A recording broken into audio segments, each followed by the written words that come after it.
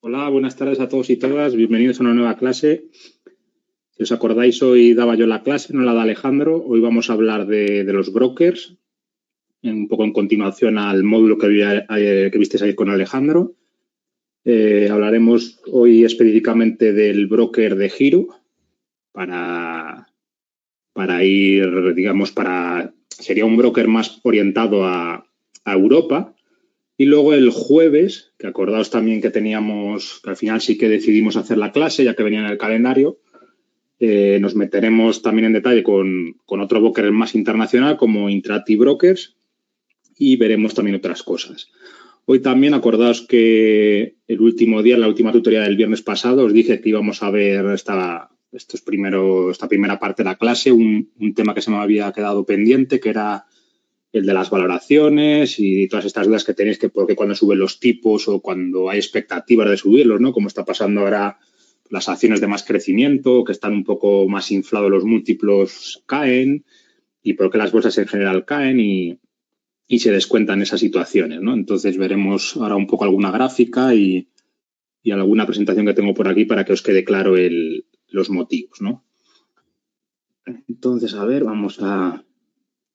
voy a leer primero un poco por aquí las preguntas que tenéis, a ver por dónde van orientadas. Y pasamos a esto que os comento del ciclo económico.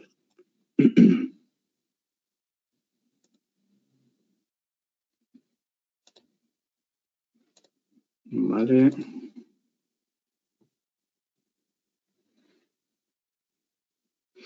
Un segundito que lo abro.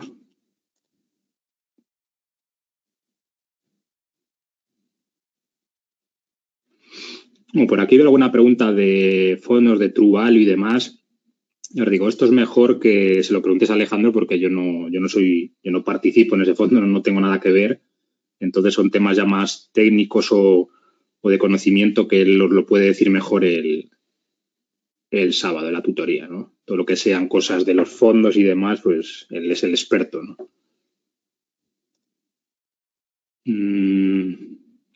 Lo que sí que veo que me preguntáis por aquí, que eso sí que lo sé yo, es el cómo se puede ver las posiciones que tiene, por ejemplo, Alejandro en el fondo de True Value. Eso sí que lo podemos ver. Eso es sencillo. En España, pues, una de las cosas buenas es que la CNMV lo tiene bastante bien estructurado esto. Entonces, si os venís aquí y ponéis True Value CNMV, os veis aquí que sale, por ejemplo, el True Value original y estos vais aquí para abajo a la zona de información pública periódica y luego pues por aquí abajo tenéis los trimestres. Esto igual, ahora que lo digo, igual alguna vez ya lo he enseñado en la otra tutoría, pero bueno, lo vuelvo a recordar y aquí abajo del todo están todas las posiciones que va teniendo el último trimestre. Eso sí, no os penséis que esto está, digamos, a tiempo real, porque es del último trimestre, o sea, de los 3 primeros meses, de enero, febrero y marzo. Entonces va un poco con retraso y luego aparte tienen unos días tienen como eso, los 3 meses primeros y luego igual tienen pues otro mes más para sacarlo, ¿no? Entonces puede ser que esté atrasado pues hasta 4 meses en las posiciones más lejanas. Pero así es la forma de buscarlo, la CNMV. Podéis poner True Value Compounders, Small Caps, lo que queráis y ahí podéis ver todas las posiciones, ¿no?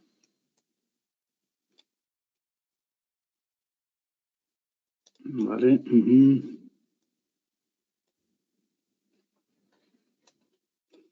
Por aquí Fernando me dice que el domingo en el directo Alejandro habló sobre los flujos de capital y cómo aprovecharlos o cómo no leerlos. No sé si tú nos puedes ampliar información sobre ello porque parecía algo muy interesante. La verdad es que no sé de qué os habló, no lo vi en detalle, entonces me lo puedo echar un vistazo y para la tutoría del viernes, por ejemplo, si os parece interesante, no sé la verdad muy bien de eso. Un poco os habló de cómo afecta el flujo de capital digamos, en la volatilidad de la bolsa, pero me lo miro con un poco más de detalle y el viernes os aclaro un poco las dudas. Decís por aquí que parecía algo interesante y demás, pues ya me lo miraré, ¿no?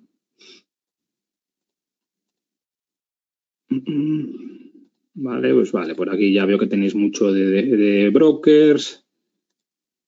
Por aquí Joan nos dice que Si Bantea no está en De Giro, no, creo que no está.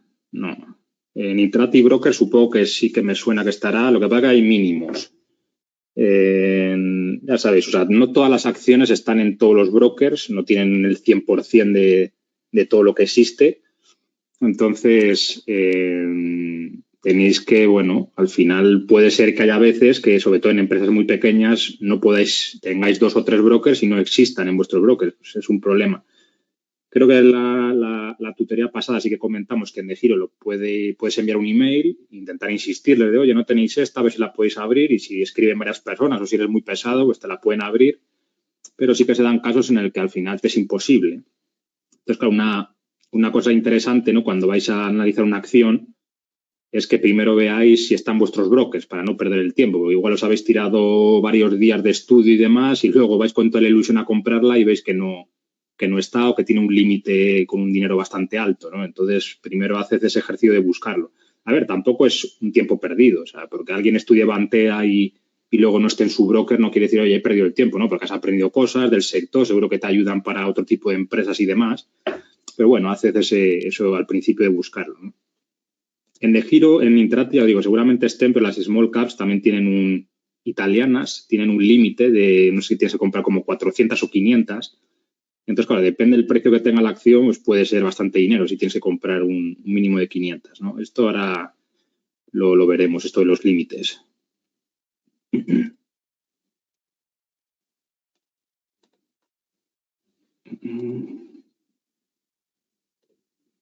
Vale, pues como veo por aquí que la mayoría es tema de broker, vamos a ver esto que os decía de los ciclos económicos, que seguramente también tiene que ver bastante con lo que supuestamente Alejandro os comentó el domingo en YouTube, y a ver si lo complemento un poco. Y si hay más dudas, pues el viernes ya os digo que aclaramos más sobre ese vídeo que os enseñó. Entonces, a ver, ¿por qué empiezo? Para ver tema de valoraciones, tipos de interés, del bono a 10 años, todo este tipo de que se llaman métricas macroeconómicas, yo suelo usar unas páginas. A ver, tampoco es una cosa que ya os hemos dicho muchas veces que la macroeconomía no es algo en lo que os tengáis que fijar todo el día y volveros locos, porque es muy difícil de predecir. Segundo, porque al final las acciones a largo plazo van bastante desligadas de esto. Sí que es verdad que a corto plazo pues, influye más, como ahora con esa posible subida de tipos de la FED, del Banco Central Europeo y demás. Y en general el mundo, pues que hay más inflación y todo este problema. Pero a largo plazo todo esto se normaliza mucho más y las empresas tienden digamos, a reflejar lo importante, ¿no?, que es los beneficios que consiguen y cómo funcionan, no más que haya tipos de interés, que haya inflación y demás. Porque las empresas de calidad son capaces de, digamos, en el largo plazo de adaptarse a esta situación, ¿no? Puede ser que haya empresas ahora mismo de ciertos sectores, pues de la alimentación, de la construcción y muchos que se os ocurran más por ahí, que en el corto plazo sí que sufren por la inflación, porque la inflación sube rápido y tú necesitas un decalaje, ¿no? Necesitas un tiempo para adaptarte a eso. No puedes, digamos, decir, hoy me han subido al 8 y yo mañana ya mismo le traslado al cliente ese 8. No funciona así. Tienes que ir poco a poco y por eso puede haber ahí un tiempo en el que una empresa, y lo veréis en muchas, creo que la que vamos a ver en la segunda parte del curso vais a ver que, pues eso también, que este año bajó un poco los márgenes debido a eso, a esas subidas de costes para ellos. Y es eso, luego poco a poco, pues ellos eso lo van trasladando a los clientes, y eso es, el que es capaz de hacer esto, pues quiere decir que tiene una cierta ventaja competitiva, ¿no? Tiene pricing power, que se llama, y lo puede ir trasladando. Las empresas de menor calidad pues, no lo pueden trasladar. ¿Por qué? Porque son más ineficientes, los competidores, digamos que lo hacen mejor, y entonces si una empresa ya es un poco de menor calidad y si encima ya me suben los precios, pues la mayoría de la gente va a ir con otra empresa, ¿no? Igual hay ciertas empresas pues, que en situaciones de mercado muy, muy optimistas, pues hacen algo, ¿no? Ganan algo de dinero, crecen un poquito porque están al límite ahí de, oye, pues ahora que va bien el ciclo y que los tipos de interés eran bajos, pues yo puedo ofrecer precios bajos y de esa manera, pues, hacerme un pequeño hueco, ¿no? Pero en cuanto las cosas van un poquito mal, como ahora, que ya te suben los tipos, ya no puedes pedir deuda, ya los intereses que pagas ya suben y demás, y encima te trasladan los costes. Entonces, esas empresas son las que más sufren porque no, ya os digo, si ya es difícil de cualquier empresa traspasarle el coste al comprador, ¿no? Al cliente de una manera rápida, pues si encima eres de peor calidad, pues todavía es más complicado, ¿no? Porque los clientes se van a ir a otra mejor, ¿no? Entonces, esto es importante en las empresas, este traslado de los costes. Pero bueno, lo que quiero enseñaros con este ejercicio es un poco que en estos tiempos ahí tan revueltos estáis, sobre todo los principiantes, ¿no? Con miedo y por qué está bajando las cosas, y esto lo veo que va bien, con lo que nos habéis enseñado en el curso tiene buenos datos, pero está todos los días bajando. Vamos a ver un poco esa, digamos, relación entre inflación, tipos de interés, bono a 10 años con la renta variable, ¿no? Entonces, lo que os decía es que estos datos macroeconómicos hay varias páginas, como por ejemplo la de Múltiple, creo que es así, múltiple.com. A ver si es esta. No sé si es igual sin la I. Esta página está bien. Lo que tiene aquí, por ejemplo, esto es interesante verlo, el PER medio, no el PER medio, sino el PER actual en cada temporada, ¿no? En cada año.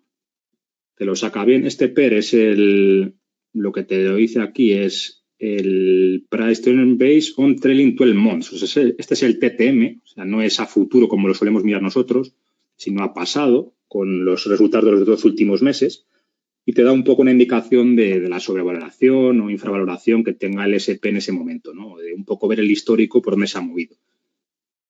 Luego veis aquí otro que tiene lo del Shiller per ratio. Esto es un poco una variante del PER normal que vemos en el curso, que es el Shiller, que tiene en cuenta la inflación y también tiene en cuenta no sé si son los 10 últimos años. Aquí te lo explica, creo. Aquí dice, Price Earnings Ratio está basado en unos earnings, o sea, unos beneficios ajustados por la inflación media de los 10 años anteriores. También dice que es conocido como el PER ajustado cíclico, KP ratio. Entonces, eso tiene en cuenta la inflación y tiene en cuenta como pues, más los beneficios de los últimos 10 años. Entonces, está como un poco más, no normalizado, sino que tiene en cuenta más cosas, ¿no? En cambio, el otro que vemos en el curso pues es muy instantáneo, es de este año, del año siguiente y ya está. Este es como pues, haciendo la media de los 10 últimos años y ajustando la inflación.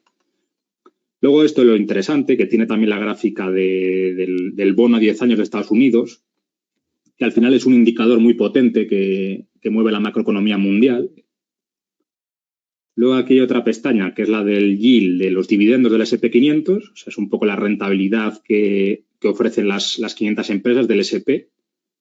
Veis aquí, bueno, que esto luego lo veremos, pues que históricamente ha ido decreciendo porque los modelos de negocio de las empresas han cambiado. Hace muchos años el inversor, digamos que demandaba mucho más unos dividendos fijos en otras épocas más pasadas y luego llegó un momento en que las empresas ya tornaron a un tipo digamos, de sistema en el que se prima más el crecimiento por beneficios, no tanto por dividendos. Entonces, el inversor se ha dado cuenta, y esto es importante, que muchas empresas de mucha calidad pueden invertir ese dinero que antes les daban hace años para su bolsillo, lo pueden invertir a mejores tasas y a la larga conseguir mejores rendimientos.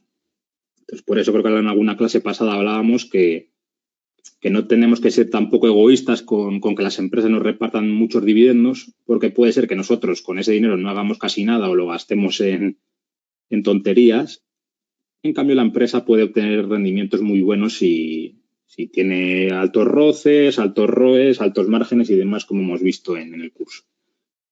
Aquí está otra, te da un poco los beneficios que ha ido teniendo el S&P 500. Pues como veis, lo que os decía, ha sido todo totalmente, desde hace más de 140 años, totalmente ascendente.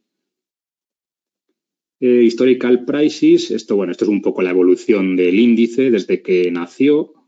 Es digamos que empezó como en cero el índice y cómo ha ido subiendo hasta los valores actuales. El S&P 500, para que no lo sepa, es un índice que se va creando ese valor que dice, oye, pues el SP está a 3.000. Eso es por el market cap, es lo que se llama un índice ponderado por capitalización. Quiere decir que las empresas que tienen más market cap, tipo pues un Microsoft, un Google, un Apple, son las que hay más grandes son y más arriba están, son las que le aportan más peso. O sea, el que Google o Apple o Microsoft o Tesla ganen beneficios, digamos que asciende más el índice SP500 que, por ejemplo, que otra empresa de más pequeñita pues, gane más dinero, ¿no? Todas esas empresas grandes, pues, ponderadamente aumentan mucho más el índice cuando ganan dinero que otras más pequeñas de menor market cap. Así es como funciona el SP500 y, bueno, hay muchos, el Nasdaq y otros muchos. Y luego hay otros, que son minoría, que están basados simplemente no por market cap, sino por el precio de la acción. Y creo que el único que funciona así es el que yo sepa, el Dow Jones. No es por market cap, sino es por precio. Pero bueno, la mayoría es como el SP500, por market cap. También tiene lógica, ¿no? Es un poco pues, que premian o dan más importancia a las empresas de mayor tamaño, ¿no? Y bueno, y luego aquí pues tenéis un montón que esto también está interesante para el que le interese la macroeconomía, de métricas y demás, pues de cómo han ido creciendo los dividendos, ya más cosas más teóricas de las tasas de interés. Bueno, esto es el de los bonos. Ya os digo, el que marca mucho la macroeconomía es el de los 10 años, pero aquí podéis, digamos, ver de muchísimo plazo, desde un mes hasta 30 años. Gráficas de los tipos de intereses reales, que eso también está interesante. Y luego aquí cosas pues ya más macro, de tema del PIB del país. Esto sí, esto es de Estados Unidos, pero bueno, como es, digamos, un poco por ahora, ¿no? Hasta que China, digamos, igual en algunos años lo desbanque, pues es un poco como el faro, ¿no? Que guía al mundo en el tema de las inversiones. Entonces aquí podéis ver pues un montón de cosas de macroeconomía, ¿no? También de la tasa de desempleo, aquí hay hasta personas casadas, hogares, el precio de las casas, pues esto está interesante si queréis invertir en el sector de la construcción, ver cómo va evolucionando, ventas de sectores del retail, hay un montón aquí de cosas interesantes, ¿no? Y luego hay otra que también la veo yo, que es Trading Economics. Y también es bastante similar. La verdad que en esta pues también tenéis indicadores y esto lo bueno es que es por países.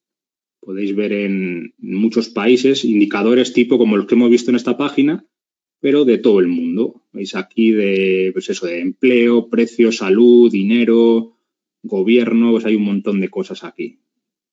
Y también te van a salir, por supuesto, pues lo mismo que antes, todo el tema de los bonos y todas estas cosas que influyen en la macroeconomía de cada país. Esto no sé si venía por aquí, indicators, aquí. Pues veis aquí las tasas de interés, las tasas de inflación, también interesante verlo. Podemos abrirlo. Temas de desempleo. Y aquí hay cosas de los bancos. Bueno, hay un montón de cosas. Lo que estaba viendo es dónde estaba el bono, el tema del bono. Esto creo que es solo el tipos de interés.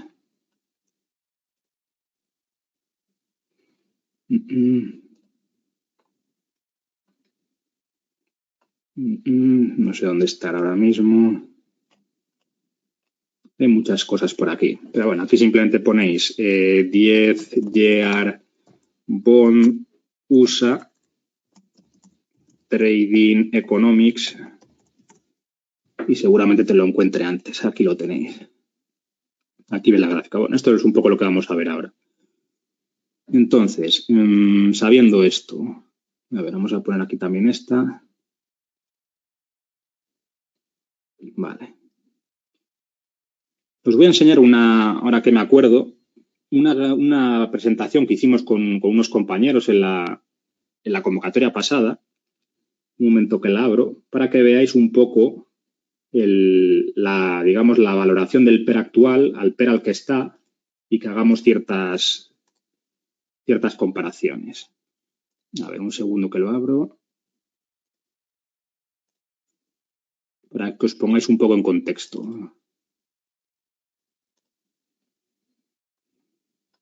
Un segundo.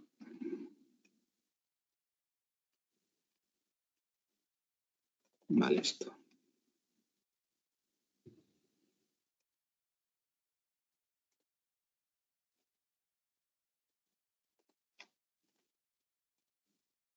Vale, ya lo podéis ver aquí. Esto es una tabla que, ya os digo, es del año pasado, no está actualizada este año. Se podría actualizar. Que lo que nos indica es un poco lo que os decía. O sea, aquí veis arriba, voy a darle zoom. Vale. Voy a ponerme el tablet también.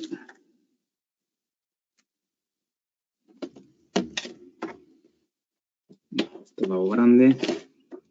Pues si veis aquí, estas compañías, ya os digo, esto puede haber cambiado un poco, pero es para que entendáis el concepto. Todo esto que hay aquí eran las compañías del año pasado, no me acuerdo en qué fecha lo hicimos, que más, digamos, que más tamaño tenían en el SP500. Como os he dicho antes, eso se pondera por market cap y esto sería un poco la clasificación en ese momento. Pues en ese momento era Apple la mayor, tenía, por ejemplo, un peso del 6,2% en el SP500, Microsoft, Amazon, Facebook, las dos clases de Google, Tesla, Nvidia, Versailles y JP Morgan. En ese momento era todo lo que tenía. Entonces, si sumamos toda esta columna entera, tenemos que esas 10 empresas del SP500 tienen un peso por market cap de casi el 29%. Esto lo que quiere decir es que es un dato muy, muy interesante, ¿no? Que 10 empresas ya, digamos que promedian casi la tercera parte de todo el SP500. Acordaos que el SP500, como dice el nombre, son 500 empresas de Estados Unidos. Entonces, ¿eso qué quiere decir? Que el resto, el 71,4%, son el tamaño de las otras 490 empresas que falten hasta las 500, ¿no? Entonces, un dato curioso que la diferencia de 10 contra 490, lo grande que son esas 10 empresas, ¿no? Entonces, lo que hicimos fue hacer una clasificación por PER. Esto no está ajustado ni nada, esto simplemente se cogió de ticker en su momento. También era TTM, no NTM, sino de los 2 últimos meses, para poder compararlo con estas webs que os he enseñado, que también lo daban de esa manera, de los 2 últimos meses. Y, por ejemplo, pues en ese momento era eso. Decía, Apple está PER 30, Microsoft estaba a 38, Amazon a 60. Veis aquí dato curioso de Tesla que estaba a 4,60. Claro, si es lo que os digo, como son números sin ajustar, podemos encontrar cosas muy elevadas. Pero bueno, ya sabéis que Tesla, y lo vimos la semana pasada, pues cotiza múltiplos elevados. Si miramos ahora de una manera más ajustada y al siguiente año seguramente no sea tanto, no sé si vimos el otro día que eran 100 veces, pero si lo hacemos con TTM, pues marcaba 4,60. Versailles era de las más mundanas, ¿no? Pero como es muy grande, pues tiene mucho peso en el índice y demás. Eso es sencillo. Luego, esta tercera o cuarta columna que veis aquí de la Contribution to SP500 PER, esto lo que hicimos es, pues decir, si Apple tiene un 6,2% del peso del índice y cotiza PER 30, pues imaginaos que solamente aisláramos estas 10 empresas y las 490 restantes las olvidáramos, pues digamos que Apple contribuiría, si haces 30% de 6,2, pues es casi un 2% del PER al que cotiza el SP500, pues que es este de aquí, es el 28,4 que veis aquí, que pone SP500 Average PER, pues es el que venía en la página esa en el momento que lo hicimos. Decía que el índice estaba cotizando a una media de PER 28,4. Pues de esos 28,4, en ese caso, por capitalización, pues eso, Apple le daría un 2 puntos. Microsoft otros 2. Amazon otros 2. Facebook tal. Y los vais sumando. Si ves, Tesla es la que más le da, porque claro, tiene un PER muy elevado. Si haces el 1,5% de 4,60, pues te daba casi 7 puntos. Entonces, pues lo hacíamos de esa manera. Y si sumas toda esta columna, pues nos daba un 16,8 de PER no es el PER, sino sería todas como las partes o el parcial que cada empresa le añade al PER global que había en ese momento en el SP500. Pues ese estaba en 28,4 y de ese 28,4 pues solo las 10 primeras empresas le aportan 16,8 puntos de 28,4. Pues por lógica, la resta 28,4 menos 16,8, esos otros 11,6 es lo que las otras 490 le aportaría, ¿no? Si este ejercicio lo hiciéramos con las 500 empresas de decir, oye, pues multiplico el PER al que está en ese momento por su peso en el índice. Y lo hacemos con las 500, pues nos debería dar 28,4. Es un ejercicio de locura, pero si lo haces así, debería darte ese PER, ¿no? Es como que lo hemos, digamos, hecho por cada empresa, ¿no? Cada parcial de cada empresa. Entonces, esto también es un dato interesante, que solo las 10 primeras empresas le dan a ese PER global 16,8 y las otras 4,90 le dan incluso menos, solo 11,6. Eso es curioso también, para que veáis cómo, digamos, cómo influyen las más grandes. Entonces, esto hay que, digamos, normalizarlo un poco. Quiere decir que si imaginaos que, lo que os decía antes, que aislamos estas 10 primeras empresas que ocupan casi un 30% del índice, pues es 16,8 digamos, en términos absolutos, si lo aisláramos, sería como que están cotizando a 60 veces. Esto hay que hacer, pues, una regla de 3. Es decir, si 16,8 es a un 28,6, pues 100 sería X. Ya que calcular esa X con esa regla de 3 y te saldría este 60. Esto quiere decir que si las 10 de estas empresas más grandes serían las únicas que formaran el índice, estarían como, digamos, a un PER de 60 entre todas, medio más o menos, ¿no? Y el resto, que lo que os digo es 11,6 lo que le aportarían al 28,4, pero como pesan un 71,4, pues lo normalizamos igual y sería como un 16,2. Entonces ahí veis un poco la diferencia grande. Las 10 primeras es como que cotizaran a 60 veces si estuvieran solo ellas, de media, y las otras 490, si estuvieran solas sin las 10 primeras, pues sería como que cotizaran a 16 veces.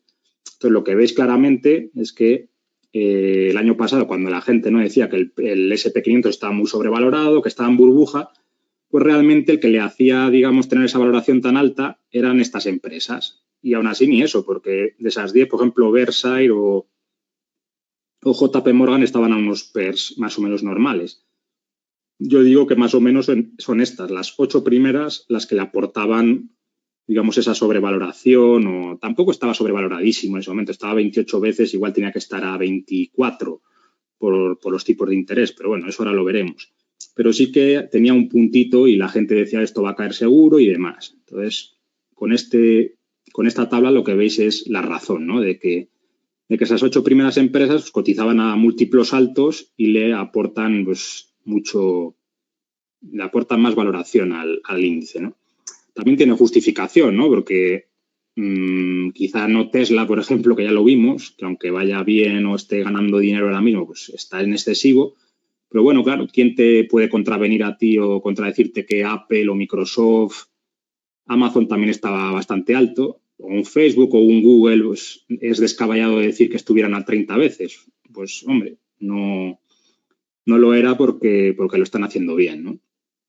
Pero bueno, esto es interesante verlo como ejercicio para saber cómo funciona.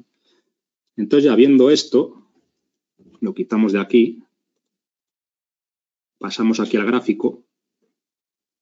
Igual este está un poco mejor, porque esto es de un día, podemos poner de 5 años, por ejemplo. Pues claro, es lo que os digo, el año pasado, ya os digo, en 2021, pues estaba 28 veces. Pero claro, aquí lo que podéis ver es que el bono a 10 años estaba al 1%. Entonces está justificado un poco, ¿no? Porque ahora mismo el bono está a 3. Con el tema de la inflación y de las expectativas de subida de intereses, está al 3% y hace un año estaba al 1. Entonces, bueno, esto hay modelos matemáticos, ya lo digo, yo alguna vez en alguna web, tampoco me acuerdo, buscándolo, digamos, manualmente, pues hay gente que hace estudios de correlaciones y demás con modelos matemáticos para saber un poco, pues, en cada momento del ciclo, dependiendo de los tipos de interés que hayan, dependiendo a cuánto esté el bono, pues más o menos a qué PER debería estar cotizando la bolsa, ¿no? Entonces, pues eso, si en esos modelos matemáticos te decían que si estaba al 1%, pues lo que decía, que el SP500 debía estar a unas 25 o 26 veces y estaba a 28. Entonces tampoco era descabellado la valoración que tenía, ¿no? Y sobre todo más viendo pues, que muchísima de esa valoración estaba aportada por Tesla, que tenía múltiplos bastante obscenos, ¿no? Si normalizáramos ese resultado de Tesla, pues seguramente caería por ahí, por las 25 veces en ese momento de PER. Entonces tampoco estaba muy sobrevalorada, como decía la gente, ¿no? Ahora es lógico que debido a esto, que ha subido al 3%, pues todo ha bajado. Inclusive el SP500, pues ha bajado, no sé si tampoco mucho. La gente decía que, digamos, que se iba a hundir la bolsa y demás. Y si vemos aquí lo que ha bajado, pues ha sido de 4.800 a 4.200 que está hoy. Pues ha bajado 600 entre 4.800, igual será un 15 por ahí. Ni eso, un 12% ha bajado. O sea, que tampoco es tanto que se presumía que iba a bajar un 25% y demás como en otras ocasiones, ¿no? Entonces eso también quería decir, o el mercado ha visto que tampoco estaba muy sobrevalorado el SP500. El Nasdaq quizá un poquito más. Este sí que habrá bajado el Nasdaq 100, pues igual un 20 y pico %, me imagino. Este ha sido de máximos de 16.500 a 13.200. 16.500 menos 13.200 entre 16.500. Este sí que ha bajado un 20, porque seguramente estaba bastante más, digamos, al tener empresas tecnológicas y demás, pues tenía una valoración más elevada, ¿no? Y aunque no la tuviera, aunque estuvieran parejas, los mercados siempre, normalmente, cuando pasan estas situaciones, castigan más a las empresas tecnológicas porque normalmente están a múltiplos más elevados, ¿no? Ahora veremos esto un poco más tarde por qué ocurre. Entonces, ¿qué más os quería comentar por aquí? Pues bueno, esa es la razón de que haya bajado las cosas, de que hemos pasado de básicamente de tipos cero a un 3%. Ahora mismo estamos al nivel de 2000, de por aquí, ¿veis? De 2018, también estamos a nivel de 2014. Entonces ahí podríamos también ir a esta gráfica y decir, oye, de 2018 a 2019, ¿cuánto estaba de PER el SP500? Pues si venimos aquí, esta es un poco más, no es tan precisa esta gráfica, pero bueno, imaginaos que está por aquí, 2018-19 estaba a 20, a ver, esta línea, 23 veces más o menos en esos años. Entonces, seguramente sea lo que está ahora. Ahora ya veis aquí que el actual es 22. Pues bueno, veis que se cumple. Hace 2 o 3 años estaba el bono al mismo tipo que ahora y el PER pues estaba más o menos a los niveles que ahora. Entonces, tampoco el mercado ha sobrecorregido ni nada, ha estado en la media.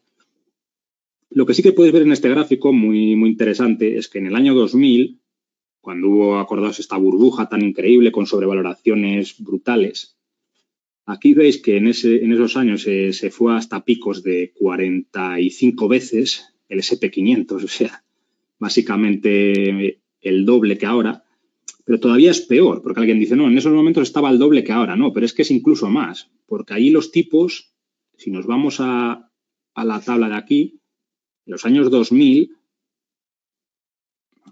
50 años, estaban al 6%. Bueno, inclusive la burbuja se venía gestando desde antes, desde el 98 más o menos, llegaron a estar casi al 7%, 6,5%, una cosa así. Entonces, claro, era todavía peor, porque tenías los tipos al doble que ahora, o al triple que el año pasado, a 4 veces más que el año pasado, y la bolsa estaba al doble. Entonces, eso sí que es realmente un punto peligroso y en el que os pueden ayudar estas gráficas, ¿no? Ya os digo, yo no soy un partidario de estar todo el día mirando esto, de haciendo cálculos y demás, porque no, ya os digo, a largo plazo no influye tanto.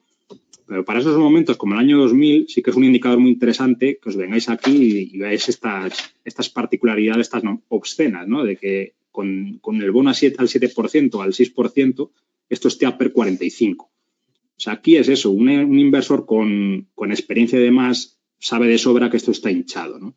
Aquí en el 2008, no sé por qué hay este pico tan exagerado, no, tampoco le hagáis mucho caso, no me acuerdo ahora mismo a qué se puede ver esto, pero lo importante es ver esta zona de aquí, el 2000, ¿no? Y luego es lo mismo, en los años, digamos, en la década de los 60, de los 70, cuando invertían inversores de calidad como Peter Lynch, como Buffett, los tipos estaban muy, muy altos en esa época. Aquí lo podemos ver, si nos vamos todavía más para atrás, pues veis que alcanzaron zonas inclusive hasta del 15%, 16% el bono a 10 años, ¿no? También puedes ver los tipos como tal. Aquí, a ver cómo los podemos poner para enseñaros un poco la relación. Interest Rates Trading Economics.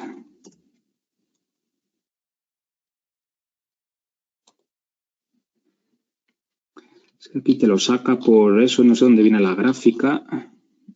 A ver. Estados Unidos, aquí. Máximo. Lo que pasa es que el problema de esto es que no te lo saca tan hacia atrás. Pero bueno, los tipos de interés van muy relacionados con el bono a 10 años. Ahora aquí veis que es eso, que el año pasado cuando el bono estaba al 1 más o menos, pues era porque los tipos estaban al 0,5. Ahora los tipos, veis aquí que está subiendo la línea, que igual están que la FED los quiere subir y demás. No sé ahora mismo en Estados Unidos cuánto están. En Europa todavía siguen al 0, pero se prevé que haya pequeñas subidas. Pues ya simplemente con esa expectativa de que va a subir aunque no suba, pues ya el bono está también subiendo, ¿no? Por eso ha pasado del 1 al 3 más o menos, como vemos aquí. Entonces, lo que os decía es que en estas épocas el S&P 500, porque aquí alguien que sea inexperto puede decir, no, es que ahora en los últimos años el S&P está supervalorado o sobrevalorado un montón, está en burbuja, porque ya veis, 100 años hacia atrás o más, esto estaba como máximo a 25 y estaba una media de 15 veces, si haces aquí una línea normalizada. Pero claro, esto no es cierto, o sea, no lo podéis ver así de esto, estamos en burbuja continua por esto, sino tenéis que adecuarlo a la situación que había en ese momento. Y es esta, que de los años 60 a los 70, pues esto pasó del 5%, llegó a picos de 16 y hasta los 90 no se volvió a normalizar. En estas épocas es cuando invirtió a Peter Lynch y si os habéis leído sus libros, él, por ejemplo, te daba como una regla rápida que te decía que él, una empresa la veía bien o bien de valoración, ¿no? La veía buen múltiplo. Creo que decía si su crecimiento es el doble del PER al que cotiza. Claro, es como decir, si una empresa crece al 30%, pues él decía que para él muy bueno sería que estuviera cotizando a PER 15. Entonces, claro, eso hay gente que lo intenta extrapolar cuando se lee el libro, ¿no? Y además creo que hasta le sumaba los dividendos. Decía, el crecimiento de beneficios más los dividendos. O sea, que todavía peor. Porque igual era el crecía al 30, tenía dividendos del 3, pues 33% entre 2, pues decía que a 16 veces tenía que cotizar. Y el que se lea un libro en la actualidad dirá, oye, pues voy a buscar con esta regla mnemotécnica, ¿no? De Peter Lynch, pero no va a encontrar casi nada, sobre todo si va a encontrar cosas pajillas por ahí de muy baja calidad, pero empresas buenas no. ¿Por qué? Pues es lo mismo. Tenéis que ver el contexto en el que decía Peter Lynch esto. Él cuando invertía, que era pues en esas épocas, en los años 70 y demás, pues ya veis aquí como en los años 70 y 80, pues ya veis cómo estaba todo esto de los tipos y el bono. Entonces, en ese momento sí que sería, digamos, posible encontrar cosas, porque también si venís aquí al S&P 500, pues en esos años, veis aquí justo los 80, que cuando hubo el pico ahí del bono, veis que el PER estaba a 8 veces, el S&P estaba a 8 veces de beneficios. Entonces podéis ver que más o menos en las épocas que invertía él, pues estaba entre 15 y 10, entre 10 y 15 más o menos. Pues sí, ahí podía encontrar esas oportunidades de empresas que crecían al 20% y que estuvieran a PER 10 o una cosa así. Pero hoy en día os va a costar mucho esto y no os frustréis o no estéis ahí con los screeners de buscando. Voy a buscar digamos, el filtro de Peter Lynch de 2 veces el crecimiento, porque no lo vais a encontrar, ¿no? Esto también lo mide el PEG, el PEG. No lo hemos visto en el curso, pero alguna vez nos habéis puesto algún comentario. Y esto simplemente mide esto. El PEG es igual al PER partido del crecimiento. Si una empresa está a PER 20 y digamos que su crecimiento es un 20 también por ciento, pues el PEG es 1. Eso quiere decir que cotiza, digamos, al mismo nivel que lo que crece.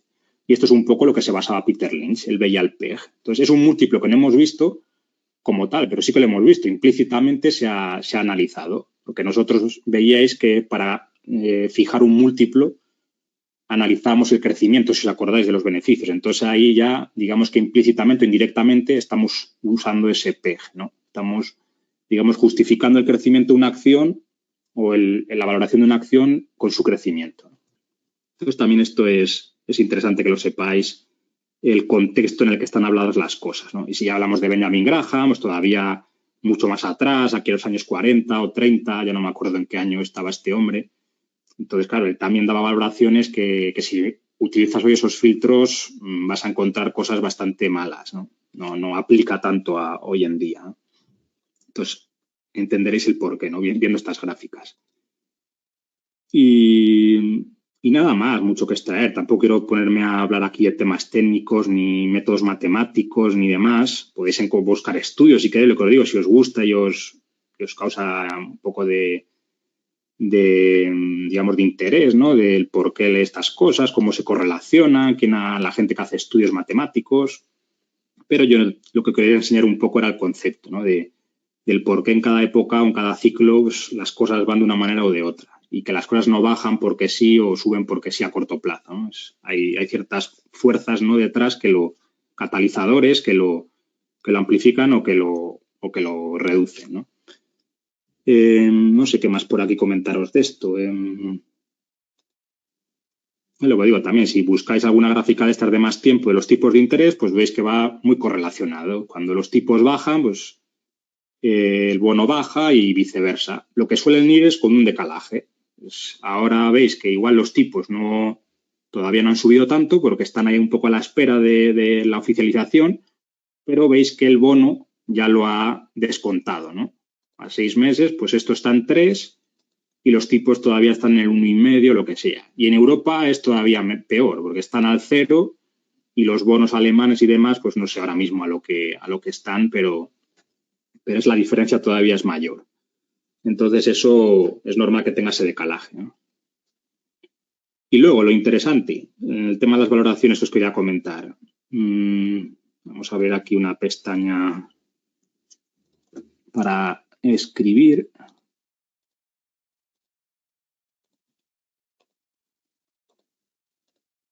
Esto queda aquí. Vale. Y diréis, entonces, ¿por qué? Vale, esto ya lo he entendido, Borja, perfecto. Todo va relacionado con el bono a 10 años y demás. Entonces, ¿por qué las acciones tecnológicas o las que están muy infladas bajan tanto como vimos el otro día con Telado, con Bucis, con Roku, con Pelotón, con Spotify, con lo que sea? ¿Por qué ocurre eso, ¿no? Inclusive hasta empresas de mucha calidad como Google, Facebook, por el mero hecho de ser tecnológicas o Amazon, también bajan. Pues ahora os lo explico. Esto, os acordáis, Alejandro lo ha dicho alguna vez, que una manera muy sencilla o rápida, ¿no? Que no tiene por qué ser precisa, sino es para hacer un cálculo rápido y sencillo, para poder saber más o menos lo que una acción puede rendir a futuro, es hacer lo siguiente. Acordaos, es que si, a ver, que tengo que poner presentación para escribir, vale. Si, por ejemplo, imaginaos que una acción cotiza a un PER de 10, pues esto quiere decir que la rentabilidad implícita es la inversa. 1 entre 10, eso lo multiplicáis por 100 y te sale pues, como una rentabilidad del 10% implícito en el momento que tú compras. Esto es sencillo de entender. Es decir, si tú lo piensas fríamente, si has comprado una acción que cotiza PER 10, quiere decir que estás pagando 10 veces los beneficios que la empresa tiene en un año. Entonces, eso quiere decir que si en el caso sobre los libros, que la empresa tuviera un payout del 100%, que quiere decir que repartiera todo ese beneficio en dividendos, pues tú tardarías 10 años, por eso se llama PER 10, en recuperar tu inversión. Tú has pagado 10, la empresa gana 1 cada año. Si te lo repartiera con un payout del 100%, pues sería año 1 te da 1, el año 2 otro, hasta el año 10, que te hubiera repartido ya 10 y hubiera recuperado la inversión. Pero esto es un caso que, es lo que os digo, es un caso teórico. Primero, se tienen que dar muchas condiciones. Primero, que la empresa reparta un payout del 100%, que no es frecuente, salvo cosas muy, muy específicas como hemos visto en los rates. Y luego, aparte, que la empresa no crezca. Eso también es importante. Es decir, tiene que ganar solo 1 cada año durante los 10 siguientes años. Y eso tampoco es normal y tampoco buscamos empresas que les ocurra eso. Lo que queremos es crecimiento. Por eso, esta primera variable es a lo que compras y luego está la segunda variable que es el crecimiento del growth, ¿no? Tanto por ciento de crecimiento. Entonces, si esta empresa luego crece a otro 10%, tú puedes tener una, digamos, rentabilidad esperada a futuro del 20%. Esto es lo que os digo, esto es un cálculo rápido que no se tiene por qué cumplir, porque se tienen que dar también, pues, eso, las condiciones de que el mercado siga valorando al mismo múltiplo y demás. Entonces, en ese caso, pues, se cumpliría este 20%. Entonces, con esto, ¿para qué sirve? Pues vamos a hacer un par de ejemplos para que lo entendáis el por qué las acciones ahora, algunas han bajado y otras, pues, quizá no han bajado tanto, ¿no? Como decíamos, los Star Wars o los guardianes de cartera, ¿por qué cuando hay una crisis bajan menos que las empresas tecnológicas con múltiplos más altos que bajan mucho más, son más volátiles? Por esta razón que ahora veremos. Imaginaos, vamos a ver el ejemplo de mantener, el ejemplo, no sé, de AutoZone, que decíamos, que la hayamos visto en el curso, que era una empresa bastante estable, que podía servir como guardián de cartera. Porque tiene negocio predecible, tiene cash flows predecibles, recompra acciones, entonces el accionista está contento y demás. Y veis aquí, pues, yo qué sé, ahora mismo sí que ha bajado, curiosamente, de las mayores bajadas últimamente, porque también los competidores han dado malos resultados y demás. Pero cuando, por ejemplo, en la época del COVID, veis que no bajó demasiado. Estaba a 1068 y bajó a 800. Comparado con cómo bajó la bolsa, pues no es nada, ¿no? Aunque parezca mucho. Y luego se recuperó muchísimo porque, es lo que os digo, era la típica empresa que no le influía nada esto del COVID y que no tenía sentido que bajara casi nada. Entonces, esto se puede considerar como un guardián de cartera. Entonces, aquí, si nos vamos a los estimates, acordaos que podemos ver un poco el crecimiento que ha tenido en los últimos 5 o 10 años. Nos íbamos aquí a los EPS normalizados y vemos que esta empresa pues, ha crecido, como recompra muchas acciones y demás, al 17%. Imaginaos que, ahora no lo voy a hacer porque justo ha bajado, pero vamos a ver a lo que cotizaba el año pasado.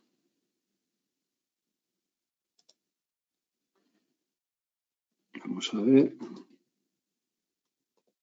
El año pasado, un segundo, ¿dónde está el...?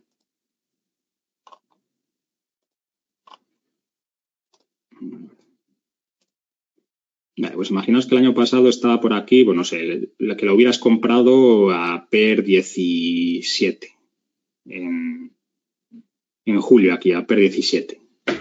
Pues tú haces la cuenta, esta que os he dicho yo ahora.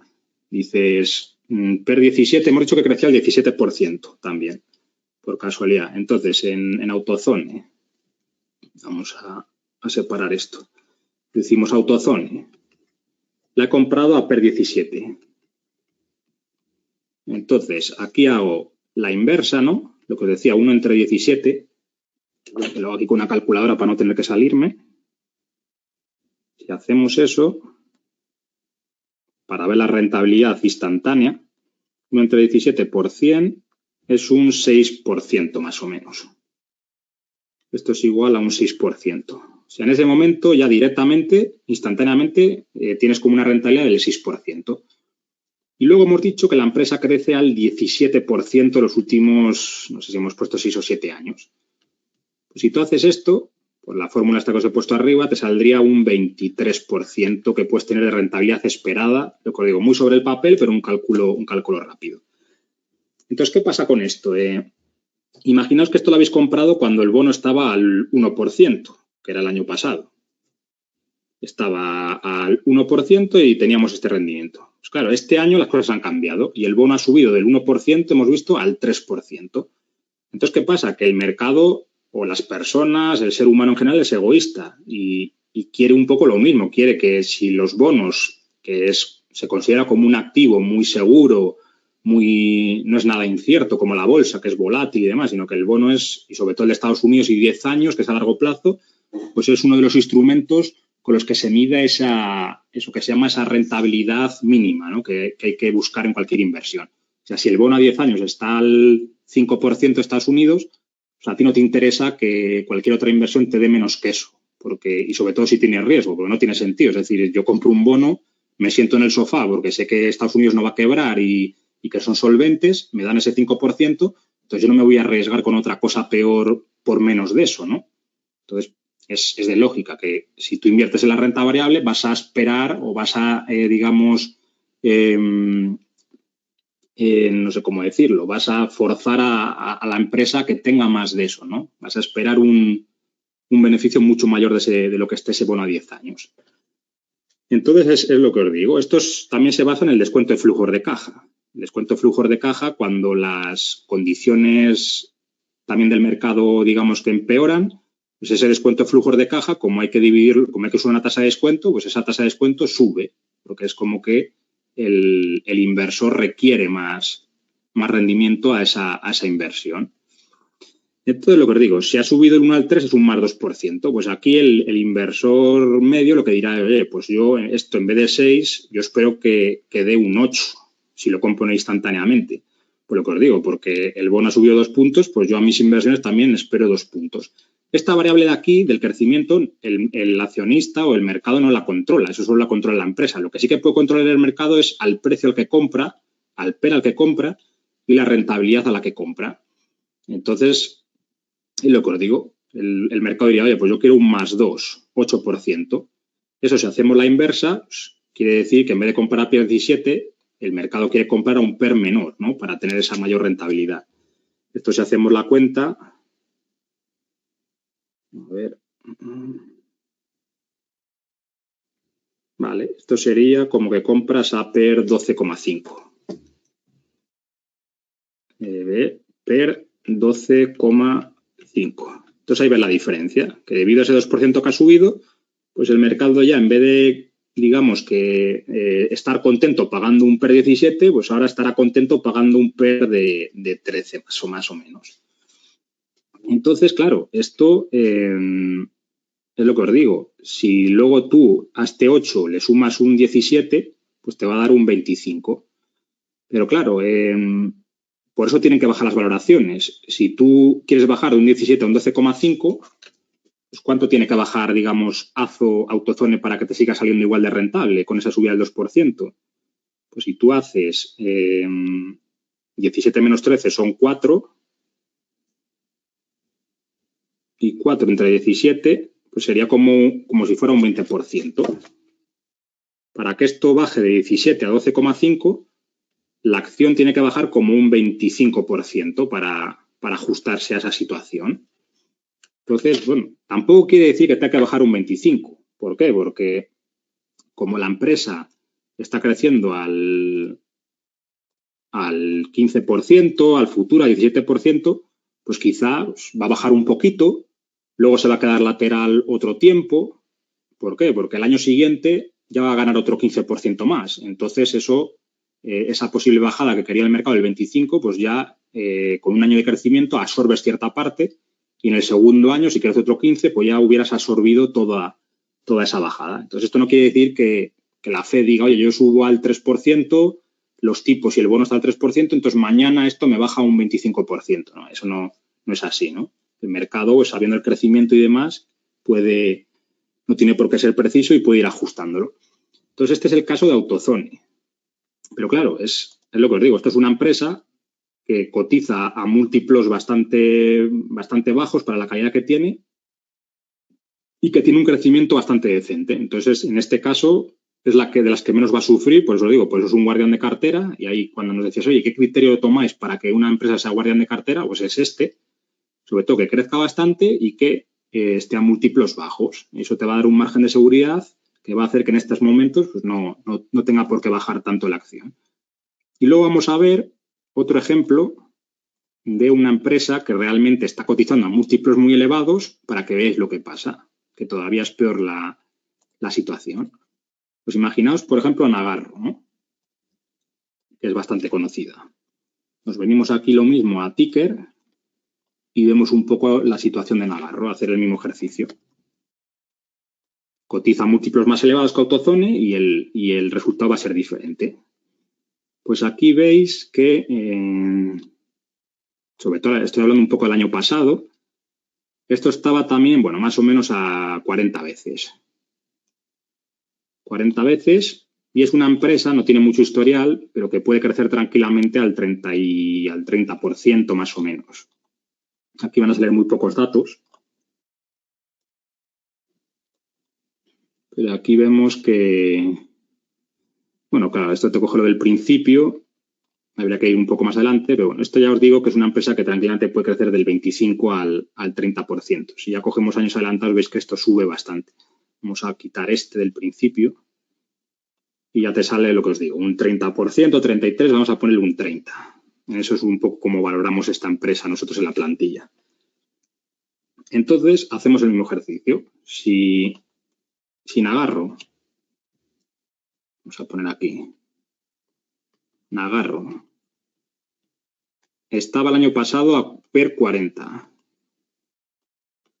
Hacemos el mismo ejercicio, hacemos la inversa, decimos uno entre 40% y es un 2,5% de rentabilidad instantánea. Esto hemos dicho que crece luego al 30%, entonces la rentabilidad esperada podría ser del 32,5% en ese momento. Ahora, nueva situación, esto es lo que os digo, es con los bonos al 1%, nueva situación actual al 3%. Pues lo mismo, el mercado espera que esto en vez de ser un 2,5 sea un 4,5 más luego el crecimiento, que lo que os digo, que eso el mercado no lo controla, sino que es la empresa la que lo puede conseguir. Pues aquí hay mucha más diferencia que antes, porque si tú haces 4,5 más 2,5 son 2 entre tal, a ver un segundo, 2 entre 2,5. Claro, esto ya es un 80%. Es el aquí, 2 entre 2,5, 80%. Entonces, por eso, la empresa, que no quiere decir que lo vaya a hacer mal, pero veis aquí que la empresa ha tenido cierta corrección. Pues aquí estaba a 200 y veis aquí que ha bajado a 127. Es lo que os digo, el mercado no tiene por qué decir, pues en ese punto tiene que bajar el PER un 80%. Es muy elevado, ¿no? No te va a hacer al día siguiente un menos 80, pero sí que te la corrige. También el mercado, como lo que decía antes, como sabe que crece al 30%, pues sabe que con que haga 2 años eso, pues más o menos ya te ajusta lo que debería perder por la valoración del PER de ese momento. Pero, entonces, sabiendo el mercado que puede crecer y sumado a eso, pues aún así te la ha bajado de 200 a 120, que esto es un 80 entre 200, pues ya te la ha bajado un 40%. Entonces, eso es para que entendáis un poco estos movimientos. 40% ya te la ha bajado el mercado porque sí, y aún así sabiendo que la empresa los próximos años te puede seguir creciendo al 30%. Entonces, aquí ahora, pues, ¿qué puede pasar? Pues que esto igual siga más tiempo lateral, que todavía baje un poquito más, presentará resultados buenos y volverá a subir un poquito, pero esa primera corrección ya ha ocurrido. Entonces, es eso, es un poco cómo funcionan estas valoraciones, ¿no? El por qué cuando influyen a corto plazo estos tipos de interés. Pero lo que podéis también sacar en claro en este ejercicio es que si una empresa crece, como pasa con Nagarro, pues aunque haya estos movimientos puntuales a corto plazo, sabes que a futuro no va a tener problema. O sea, da igual que hayas pagado un poquito más porque ese múltiplo está justificado por este alto crecimiento. Y ya os digo, ahora el mercado te la va a tirar un poco para abajo, pero como eso siga creciendo, pues a poco que digamos que cotiza el mismo múltiplo que ahora, eso va a volver a subir de nuevo en algún momento, ¿no? Entonces es importante. Entonces, como veis, lo importante o lo fundamental es lo que hemos dicho siempre, las dos patas de las empresas, comprarlas a buen precio y que sean de calidad, que crezcan. Si esas dos cosas se suman, tienes un margen de seguridad muy elevado. Si se cumple una y otra no, pues bueno, puede ir compensando una a la otra, como en Nagarro. Y si no se cumple ninguna de las dos, pues es cuando tienes los problemas. Y ese es el caso, pues, de las empresas que hemos visto la semana pasada. Unas empresas que no ganan dinero, que no crecen, porque no tienen beneficios y encima que cotizan a múltiplos muy elevados. Pues ahí, como visteis, con las proyecciones que hicimos, el margen de seguridad que tienes es muy bajo, por esta razón. No se puede hacer este ejercicio porque tiene números negativos y te saldría todo negativo, pero probad a hacer, pues imaginaos, una empresa que compras a PER 100 y que crece muy poquito, al 2%. Pues esto te saldría como que el mercado la tiene que tirar casi un 100% para abajo. Y es lo que ha pasado. Vimos que desde el pico habían bajado un 70%, un 80% y demás. O sea, que por eso el mercado lo refleja, ¿no? Luego hay casos, pues lo de siempre, excepciones como Tesla, que vimos que cotiza aquí no me acuerdo ya cuánto era, normalizadamente el año que viene, estaba a 70 veces. Entonces, claro, esto es, si tú haces la inversa de nuevo otra vez, 1 entre 70, esto es un 1,5% de rentabilidad instantánea. Y crecía, pues vimos aquí, también es difícil saber un poco cuánto va a crecer, pero igual al 20% a futuro y demás. Un poco aquí que es cuando empezó a ganar dinero. Aquí no te sale justo el dato. A ver si lo corto. No sé por qué no sale aquí. Bueno, aquí te sale unas barbaridades porque aquí sería igual mejor. 30%.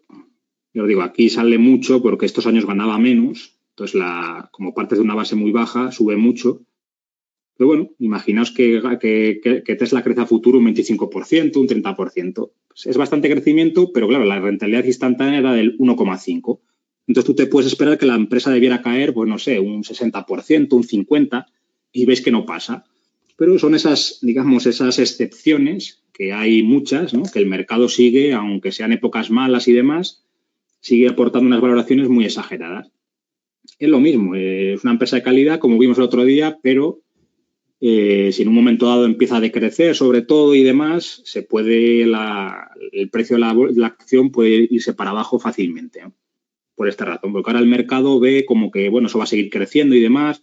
Entonces, aunque esto esté caro, pues justifica, a futuro eso va a componer capital. Pero claro, imaginaos que si el mercado tiene descontado que eso va a crecer al 30, al 25 y luego por la razón que sea, porque la competencia saca coches y eléctricos y Tesla no vende tanto, pues si eso bajara del 25 esperado al 15, pues ahí sí que el mercado ajustaría y tiraría otra vez a la media, ¿no? Entonces eso es un poco el peligro de no tener ese margen de seguridad. Entonces nada, espero que lo hayáis entendido. Es un poco un ejercicio rápido y sencillo, pero que os puede aportar mucho valor sobre todo para intentar escapar de burbujas y de empresas sobrevaloradas. De ahí veis un poco por qué, o cuando veáis este vídeo más veces, pues entenderéis el por qué tiran abajo en estas épocas las acciones, ¿no? Tan fuerte, que mucha gente está como sorprendida de, oye, pero ¿cómo puede estar bajando esto? Sin agarro decís que crece al 30%, ¿cómo puede ser que haya bajado de 200 a 120? Pues bueno, habéis visto ahí un poco la razón, ¿no? Que aunque crezca mucho, pues el tema del bono y demás es un catalizador potente a corto plazo. Y luego ya también veis que a largo plazo no lo es tanto, por esa razón de que si la empresa sigue creciendo, pues da igual. O sea, da igual que la compres a PER 50, 60, porque si eso lo hace durante muchos años, te va, digamos que la valoración va a volver otra vez hacia arriba seguro. Hacen las cuentas matemáticas y lo veréis, ¿no? Que necesitará ciertos años, pero recuperará gracias a ese crecimiento, ¿no? Entonces eso es todo. Vale, pues visto esto, vamos a ver por aquí el tema de los brokers. No sé si tenéis por aquí alguna pregunta de esto. Vamos a ver así rápido. Por ejemplo, aquí Daniel dice que Amazon ha dejado de crecer. Dice, puede retomar el crecimiento, es más probable que se estanque. Pues eso también es otro ejemplo interesante, ¿no? Una empresa como Amazon, súper conocida, con mucho cash flow y demás, pues en cuanto el mercado ha visto y ya se estaba valorando alto, es de las FAN que más alto se valora. Aquí si vemos, comparado con Google o con Meta, se cotiza múltiplos mucho más elevados. Veis aquí que está, pues como que ha estado cotizando, si vemos por beneficios, pues tipo como Nagarro, a 40 veces o por aquí en el COVID. Bueno, en el COVID de aquí estaba decalado, pero aquí sí que hubo una época tal, pero veis que, yo qué sé, unas 30, 35 veces de manera media, ¿no? Entonces, claro, es lo mismo, muy conocida, además, con muchos años de track record, pero ha sacado un informe de que igual ha bajado un poco el crecimiento últimamente y ya te la han tumbado en los últimos días. Ha bajado también aquí, ¿veis? De picos de 3.000 Esto no estoy hablando del año pasado, estoy hablando de que el 4 de mayo estaba a 3.300 y hoy está a 2.500. Es que son 800 entre 3.300, te la han bajado un 25% a Amazon. O sea, que no estamos hablando de un Roku o de un Teladoc. Entonces, ahí veis el ejemplo que os decía de Tesla. O sea, Tesla, la gente puede seguir en la nube o en la ola de, vale, esto va a seguir creciendo así, está justificado, pero como pase algo como esto, como Amazon, de que algún informe anual o algún trimestral te den malos resultados y te den outlooks malos a futuro, os digo que pasa lo mismo que en Amazon, es que lo veis. Amazon es de las mejores, ¿no? ¿Cómo no va a pasar lo mismo en Tesla, no? Si todavía está más inflada, ¿no? Entonces, ojo con esas cosas. Es un buen ejemplo este de Amazon. Ya os digo, aquí el compañero dice que si eso va a estar así siempre, si va a retomar el crecimiento. Hombre, a ver, yo no la llevo en cartera, Amazon y demás. Supongo que sí, porque han estado invirtiendo mucho en el tema de la nube y demás, y eso les dará, me imagino, resultados en los próximos años, cuando todo además va a girar hacia ahí o está girando hacia ese sistema, ¿no?, digital. Pero es normal también que las empresas, aunque sean monstruos como Amazon y demás, pues no estén continuamente creciendo a doble dígito todos los trimestres, ¿no? Pero claro, es lo que os digo, el mercado, como sabe que está, digamos, pagando múltiplos generosos, en cuanto sale una pequeña noticia, aunque luego a futuro vaya a seguir creciendo, pues enseguida corrige porque tiene miedo, ¿no? Y eso ahí veis el concepto de margen de seguridad. Luego también hay antes de que se me olvide ya para acabar esto de la economía, que tampoco nos podemos extender más, hay un indicador muy claro para detectar crisis, que históricamente ha funcionado bastante bien, y es el comparar el bono a 10 años contra un bono a menor plazo, por ejemplo, a 2 años o a 1 año. A ver si hay por aquí alguna gráfica.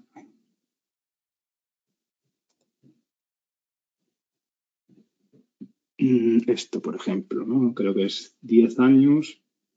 Este es de 3 meses, pero bueno, le sirve un poco diferenciar el bono 10 años y bono 2 años.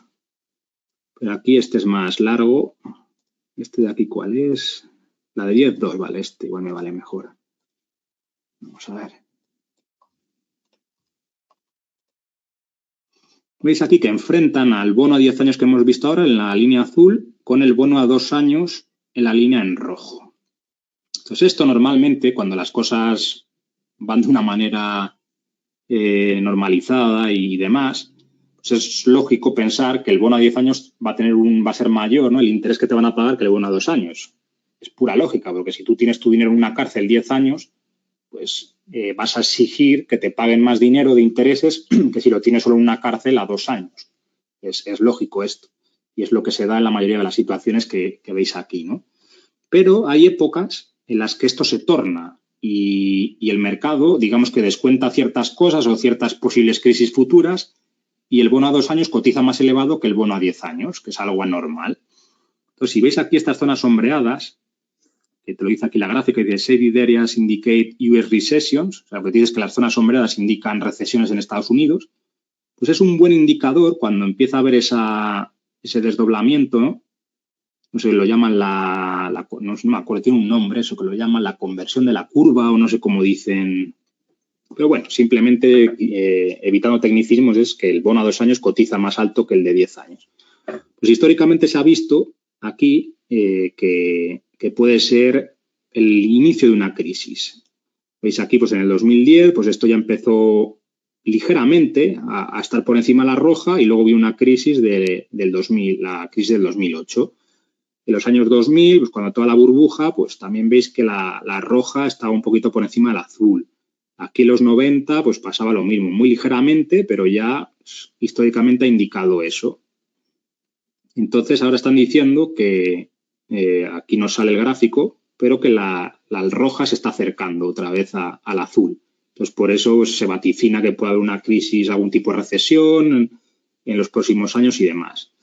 Esto también es un indicador interesante de conocer. Ya digo, tampoco estéis todos los días mirando a ver si ocurre, si corta o no corta, pero suele pasar.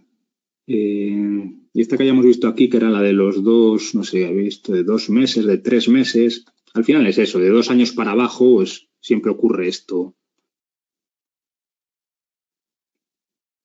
La 1 cae, es decir, tal, es lo mismo. Entonces, otro indicador que es interesante que conozcáis. Vale, pues vamos. La inversión. Dice aquí Luis que se denomina la inversión de la curva de tipos. Se puede ver aquí, mira, nos ha dado aquí un enlace Luis. Pero eso, que se invierte, claro, que se da la vuelta y se invierte la curva. Exactamente. A ver este enlace que nos ha puesto por aquí el compañero. Que igual sale un poco más actualizado. Aquí veis que, bueno, aquí las zonas sombreadas es lo que decimos. Esta curva es, digamos, única porque hace un diferencial. Lo que te hacen es te restan la de 10 menos la de 2 en este caso. Entonces, si hay una inversión, está por debajo de 0. Y aquí veis que el 29 de marzo, a ver, el valle aquí, el 1 de abril, pues justo entró en ese terreno que hacía ya tiempo, hacía ya un par de años que aquí en el 2019 volvió a entrar. A ver, esto también, esta curva nos indica el COVID, pero claro, en ese caso sí que no, igual es mera casualidad, porque el COVID no deja de ser una crisis por una pandemia, no tiene que ver nada con la economía, ¿no? Entonces, casualmente aquí tocó negativo un poco y luego hubo esto un año después, pero eso no va ligado, ¿no? De tal manera. Lo que va ligado son, pues, crisis económicas, luego como el 2008, el 2000, con temas de la economía, de la bolsa y demás. Y aquí lo que os digo, el 1 de abril pues, hizo esa inversión durante un ratito, luego ha vuelto ha subido fuerte hasta otra vez a 0,2 el diferencial, pero por eso pues ciertos expertos y demás decían, ojo, que se ha invertido la curva, vaticinamos posible crisis en un futuro. Entonces, interesante monitorizar esto de vez en cuando, ¿no? Vale. Me dice aquí Luis también que si le das en el gráfico a Max arriba puedes ver el comportamiento histórico. Max, vale. Sí, lo de antes. Todas las crisis que más o menos, pues veis aquí. Bueno, aquí se ve mucho más claro. La diferencial, veis cómo entra en negativo. Había aquí una crisis, aquí seguía en negativo, volvió a haber otra crisis. Aquí entró en negativo, pues unos años después, la de los años 90 y pico. La del 2000 volvió a entrar en negativo, luego hubo tal. 2008, otro poquito. Y en 2009, ya os digo, en 2019 esto fue una coincidencia. Y ahora pues estamos por aquí otra vez y ya veremos a futuro si esto sigue subiendo el diferencial o vuelve a territorio negativo o qué ocurre. Eso es eso, se da ese fenómeno porque el mercado está descontando que algo puede ocurrir y por eso digamos que exige más dinero a corto plazo que a futuro porque el mercado cree que en el corto plazo puede haber algún fenómeno de crisis y por eso exige más en ese corto plazo que a 10 años. Como si tú dices, oye, pues si yo sé que en 3 años va a haber una guerra o una crisis de lo que sea, pues yo te voy a exigir más por el dinero antes de esos 3 años que si tú me lo das a 10, porque a 10 puede ser que las cosas ya vayan bien, ¿no? Ese es un poco el concepto.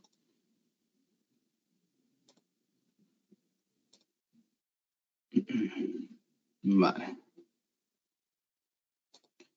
Entonces vamos a ver lo de los brokers, que ya me he extendido bastante con esto. ¿Os acordáis que veremos hoy y el jueves? Así tenemos tiempo para ver las cosas un poco en detalle y responder dudas. Estas páginas os las colgaré luego en la clase, así que no os preocupéis. Así podéis ver si os interesa, tenéis curiosidad, cualquier tipo de indicador. Y vamos a ver de Giro. Entonces, de Giro es un broker europeo. Entonces, bueno, hoy para los compañeros y compañeras que seáis de fuera de Europa, Latinoamérica, de Norteamérica, de cualquier otro país, pues digamos que no os va a resultar tan útil este broker porque si vivís fuera de Europa no sirve.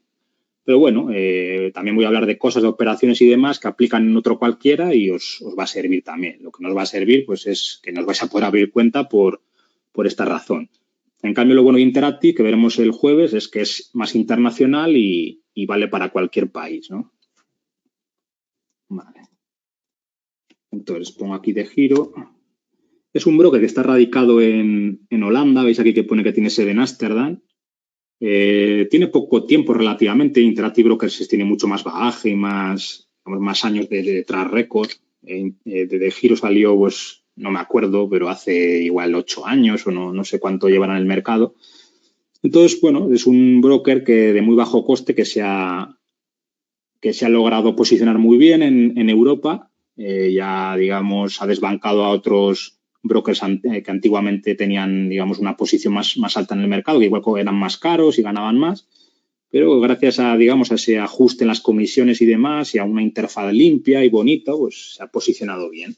Tiene desventajas como cualquier otro broker que, pues eso, que pues, cuanto más van creciendo, pues la atención al cliente empeora, porque, bueno, al principio sí que es cierto que respondían muy rápido y demás, y a partir del COVID tuvieron una entrada de clientes increíble y eso les hizo empeorar bastante, pues eso, que te contestan más tarde a los emails, sí que te contestan igualmente, no es que no pasen de ti, pero tardan más, yo me he dado cuenta, si les llamas al teléfono, pues igual tienes que estar más esperando. Esto también ha pasado en Interactive, o sea que, y es un broker de muchísimo bagaje, pues en De Giro, que tiene menos años, también es normal que haya pasado, ¿no? Entonces eso, para el que lleve años invirtiendo en él, lo habrá notado también, ¿no? No sé qué más deciros. Antes de entrar en el broker, os quería comentar también un poco esos miedos, ¿no? O esa curiosidad o dudas que tenéis acerca de la seguridad del dinero cuando lo metéis en un broker, ¿no? De, oye, si quiebra el broker, me lo roban todo, se me pierde todo mi patrimonio y demás.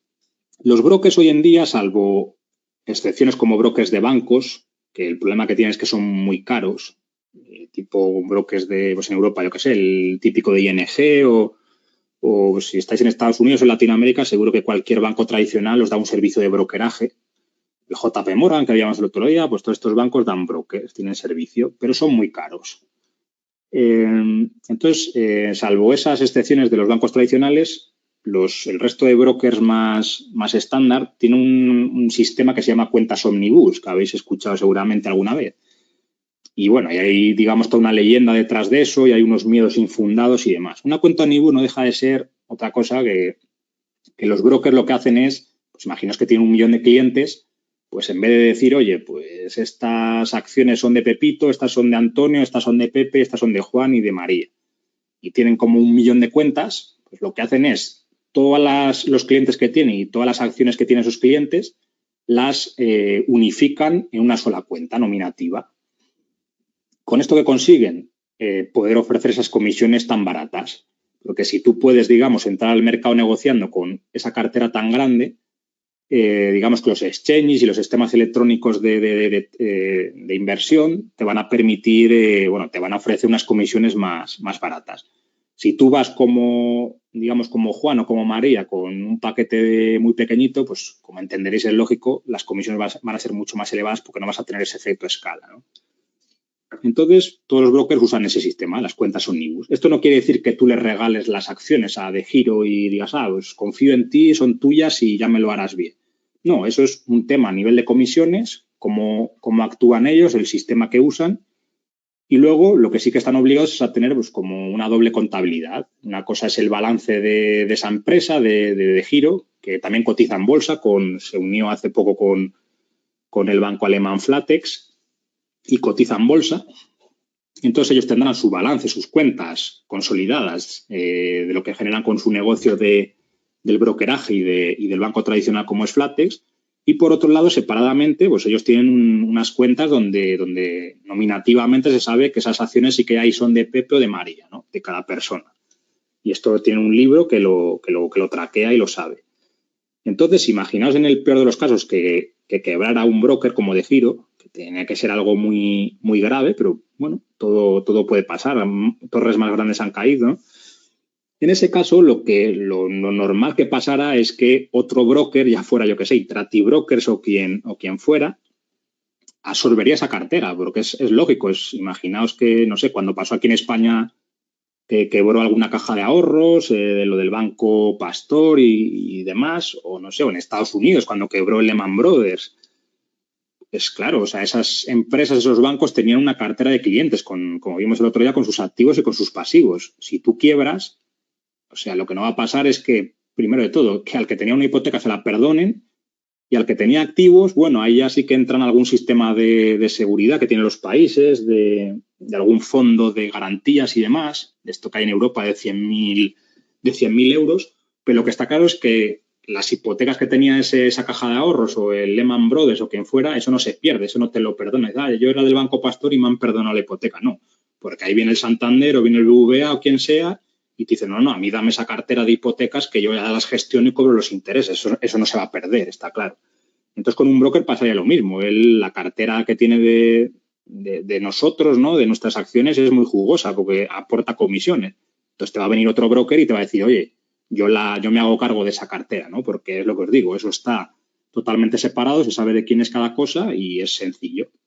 Llevará un tiempo, está claro, porque son temas legales, hay que analizar las cosas que han pasado, tiene que haber, pues, ahí me imagino que los reguladores, pues, entran ahí en el asunto y eso tarda un tiempo, donde los inversores también pues, están un poco nerviosos porque su cuenta está bloqueada o lo que sea, pero en algún momento alguien se hará cargo de todo eso. La verdad es que no conozco así ningún caso que haya pasado, porque os digo, es algo muy inusual, pero en ese peor escenario ocurrirían estos acontecimientos. Otra cosa es que haya un broker que os ha engañado, ¿no? Que digamos que haya falseado las cuentas o que haya hecho las cosas, digamos, de una manera maliciosa aposta, ¿no? Con premeditación. Ahí sí, porque claro, si imaginas que un broker coge y dice, oye, pues yo como Borja compro 100 acciones de Google y 100 acciones de AutoZone. Entonces, ese broker tiene la obligación de esa orden que yo le he dado a comprarme lo que le he dicho yo. Pero si el broker es malicioso y engaña y dice, oye, pues este dinero en vez de hacer eso lo meto al Bitcoin. Y yo al cliente le he dicho que ha comprado 100 de Google y 100 de AutoZone y yo eso lo he invertido en Bitcoin y me lo he quedado yo. Pues en ese caso es un engaño. Y ahí sí que, digamos que lo pierde simplemente porque no te lo ha invertido, ¿no? Por eso es importante el invertir con brokers de calidad, de confianza, que tienen un track record auditado y de muchos años, que cotizan en bolsa, es importante, como Interactive o de Giro, que cotizan en bolsa. Ya os digo, eso es lo importante. Hay otros brokers, pues han nacido mucho, sobre todo en los últimos años, que ha habido un poco la explosión de gente que quiere invertir y también con el tema de las criptomonedas y demás, que ha habido muchos engaños por esto, porque ciertos listos pues han intentado, digamos, gestionar el dinero de gente para engañar. Entonces ahí, por eso es súper importante, ¿no? Y por eso en el curso os enseñamos estos dos brokers. Os digo, no quiere decir que estos dos de Giro e Interactive sean los mejores, ni sean los que nunca van a quebrar, ni nada por el estilo. Habrá otros y usaréis otros que conoceréis que son buenos y de confianza igualmente. Simplemente aquí esto los enseñamos porque son los más económicos, que sabemos que es importante para vuestra cartera, sobre todo al empezar, ¿no? Igual que una cartera más pequeña, de $4.000, de $10.000, pues hombre, no es rentable invertir en un broker de un banco que te cobra $20-25 por operación, porque te va a comer las comisiones. Igual, o sea, al año las comisiones representan un 5% y ganas un 10%, pues te van a comer la mitad de tu rentabilidad. Eso no tiene sentido, ¿no? Entonces es muy importante que la comisión, pues como mucho sea de, no sé, de menos del 5% o de menos del 3% de tu cartera, ¿no? Las comisiones anuales o incluso del 1%, ¿no? Que casi sea inapreciable. Entonces, con un broker de estos, esto lo vas a conseguir. Cuando al año te mandan un informe de todas las comisiones que has gastado, te das cuenta de que comparado con el valor de tu cartera, pues es una cifra pequeña, ¿no? Y eso es lo interesante. ¿Y qué más cosas? Bueno, esto de las cuentas omnibus es lo que os quería decir, que tampoco tengáis esos miedos de estas leyendas de que eso quiebra y te quedas sin nada. No ocurre. Otra cosa es la liquidez que puedas tener en el broker. Yo personalmente, a mí no me gusta tener liquidez en ellos. Simplemente cuando lo necesito hago una transferencia desde el banco, eso llega súper rápido y ya está. Inclusive ahora lo vamos a ver en De Giro, hay hasta una opción para transferencias instantáneas que te cobran una pequeña comisión de €1, creo que es, para que lo tengas al instante. Pero si no quieres pagar ese euro, pues haces la transferencia desde tu banco y al día siguiente lo tienes en el broker. Ahora la mayoría de los bancos, por lo menos en Europa, no sé, en otros países, pues ya a poco que tenga la nómina y demás, ya no te cobran nada por una transferencia internacional. Porque es normal en De Giro, en Interactive, que tengas que transferir a un banco alemán o a un banco de Luxemburgo o de otro país que no sea el tuyo, ¿no? pero ya la mayoría de bancos ofrecen estas transferencias gratuitas, ya lo digo, por lo menos en España. No sé, por aquí me indicáis en los comentarios si en vuestro país tenéis otra situación, ¿no? Entonces, ¿qué más cosas por ahí? Vale, hemos hablado de la seguridad y demás. Bueno, lo que os decía de la liquidez es que en ese caso es como una cuenta de un banco. Hay fondos de garantía que lo establecen los reguladores, los gobiernos de cada país, que te dicen, pues si un banco quiebra, tienes protegido, no sé, hasta 100.000 euros de tu cuenta en liquidez. Pues ahí en los brokers podría ser algo similar. En DEGIRO, al estar unido con Flatex y al estar la liquidez y que la depositan ya en Flatex, pues tienes esa protección de, como es alemán, pues de 100.000 euros. Si estáis en otro broker de otro país, pues cada broker, según donde esté radicado, tendrá ciertas protecciones. Sobre todo en Estados Unidos es cierto que es el país con más protección. Bajo la normativa que tienen, cuando Interactive estaba... bueno, esto lo comentaba el viernes, pero hace unos años Interactive estaba, digamos, radicado en Estados Unidos y en Inglaterra también, en Reino Unido, pero con el tema del Brexit, pues lo tuvieron que traspasar a Luxemburgo, a Hungría, a Irlanda, a ciertos países de Europa. Entonces, las protecciones en ese sentido disminuyeron bastante, ¿no? En la liquidez y demás. Pero en Estados Unidos, para la gente que invierte desde Latinoamérica, en Interactive o desde Norteamérica, invertís en, digamos, vuestros valores estarían allí, en Estados Unidos, y la protección es muy elevada. Es como de $500,000, cosas así que hay mucho más que aquí en Europa, ¿no? Entonces, todavía más protección allí. Y eso es un poco lo que os quería hablar de la protección. Entonces, ya nos vamos a meter en el broker para que veáis un poco. Pues esta es la página. Ya os digo, a nosotros se me había olvidado deciros, no nos pagan estos brokers, ni Interactive, ni DEGIRO por hacerles publicidad. Simplemente queremos ser honestos con vosotros y vosotras y enseñaros, primero todo, lo que usamos o lo que yo uso. Alejandro, al tener el fondo de inversión, ya sabéis que usa otro tipo de brokers que son más corporativos y demás, que no están disponibles para personas como nosotros, para el público medio, no están porque son de fondos y de cosas más, de vehículos con mayores patrimonios. Entonces, es eso. Son los brokers con los que trabajo, los que conozco y por eso os lo enseño. No os voy a ponerme a enseñar un broker que no uso porque me paga dinero, porque no sería ético ni mucho menos. Y también porque tienen bajas comisiones, es lo importante, y porque son seguros, cotizan en bolsa, tienen años de, digamos, de experiencia y eso es importante, como os he dicho. Aquí dais a iniciar sesión. Bueno, primero de todo, es lógico, si no habéis estado nunca, si no tenéis cuenta, pues tenéis que dar aquí a abrir una cuenta y os van a pedir los datos típicos de vuestro nombre, datos personales, demás. Hay a veces que os piden igual también la fotocopia del DNI, os van a pedir, a veces, creo que últimamente, yo ya digo, me hice la cuenta hace muchos años y solo pedían por lo típico el DNI y poco más. Pero sí que en el año pasado ya nos dijeron los compañeros de las otras convocatorias que en DEGIRO, por ejemplo, pues que ya estaban empezando a pedir por lo típico, esto que han añadido capas de seguridad, como que te tienes que hacer, como que tienes que acabar la configuración de la cuenta con el móvil para hacerte algún selfie, que sepan que eres tú, que no haya ahí engaños y tal. Pero bueno, es un sistema que es como cuando os abrís cualquier tipo de cuenta bancaria o algo de seguridad que tenéis que hacer, ¿no? Es seguir los pasos y ya está, ¿no? Pues una vez que tenéis abierta la cuenta, pues ya ponéis un email, una contraseña, os venís aquí, ponéis los datos y demás y iniciáis sesión. Y eso es así. También creo que Alejandro os habló ayer un poco de los formularios estos del W8BEN. Os habló esto también cuando abréis la cuenta, tanto en Interactive como en DEGIRO, va a haber un punto ahí en el proceso que os van a decir, oye, confírmame que no eres ciudadano de Estados Unidos para que te pueda aplicar el W8BEN y evitarte la doble imposición. Esto simplemente es un documento que Estados Unidos inteligentemente lo hace y que el resto de países pues no lo hacen de esa manera tan óptima. Esto el jueves lo veremos cuando se enseñe el tema de la fiscalidad de dividendos. Vais a entender el por qué digo esto. Ellos lo que dicen es que si tú no estás en Estados Unidos, pues como hay tratados de doble imposición con muchos países, pues te van a cobrar solo, por ejemplo, en España, y yo me imagino que en muchos países restantes, el 15%, por ejemplo, de los dividendos. El W8 es para eso, para que no te cobren dos veces por los dividendos. ¿Por qué? Porque creo que el ciudadano de Estados Unidos, si es nacional, y aquí seguro que hay algún compañero que me suena que vive allí, creo que os cobran un 30%, algo así, por los dividendos, ¿no?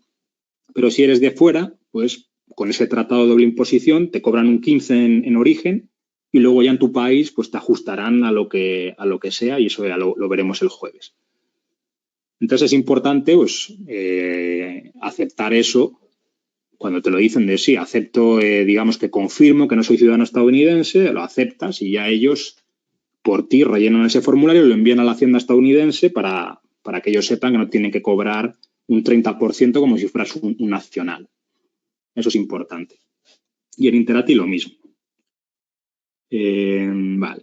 Entonces, esto es la plataforma de Giro, muy sencilla. Pues aquí, en esto de mercados, bueno, aquí está un poco los índices típicos de Alemania, de Francia. Esto tampoco yo lo veo, esto solo por curiosidad. Aquí os ponen alguna tabla por índices de cómo ha ido el día, de ganadores y perdedores, en Londres, en Alemania. Bueno, ya os digo, como es europeo, pues sale la mayoría de los europeos y luego también pues aquí te sale el S&P 500, el Nasdaq y alguno más. Pero sobre todo el tema de Europa. Aquí veis aquí arriba lo de ingresar y retirar. Pues esto cuando sabáis la cuenta y hayáis entrado aquí ahora, pues estaréis como yo aquí, que en esta cuenta que es una cuenta adicional, pues estaréis en cero, no tenéis dinero. Entonces tenéis que venir aquí a ingresar y aquí veis que pone transferencia mediante Sofort. Ingresar dinero a su cuenta de giro a través de Sofort, 1 euro por transferencia. Esto es lo que os decía antes, que esto del Sofort es como un sistema de una empresa alemana que conecta a ciertos bancos europeos entre ellos y permite evitar esos tiempos de espera de un día, 2 días de transferencias internacionales y te lo hace al instante. Bueno, al instante no tarda una media hora más o menos en llegar y te cobran ese euro. Entonces, esto a veces es interesante cuando hay alguna oportunidad de mercado que surge y no tienes dinero en la cuenta, pues haces esa transferencia rápida y así puedes aprovechar esas situaciones, ¿no? También eso como queráis, podéis tener algo de liquidez en la cuenta, no pasa nada. Ya os digo, está protegido hasta 100.000 euros ahí en el banco alemán. Tampoco es lo que digo, a mí no me gusta tenerlo, pero sabed que lo podéis tener sin problemas, ¿no? Luego tenéis lo de transferencia manual, pues esto al final es transferir desde vuestro banco, como cualquiera, ahí te sale un número de una cuenta alemana o lo que sea, o de Holanda, y te hace las transferencias de tu banco, una transferencia internacional a un IBAN que te dan ellos.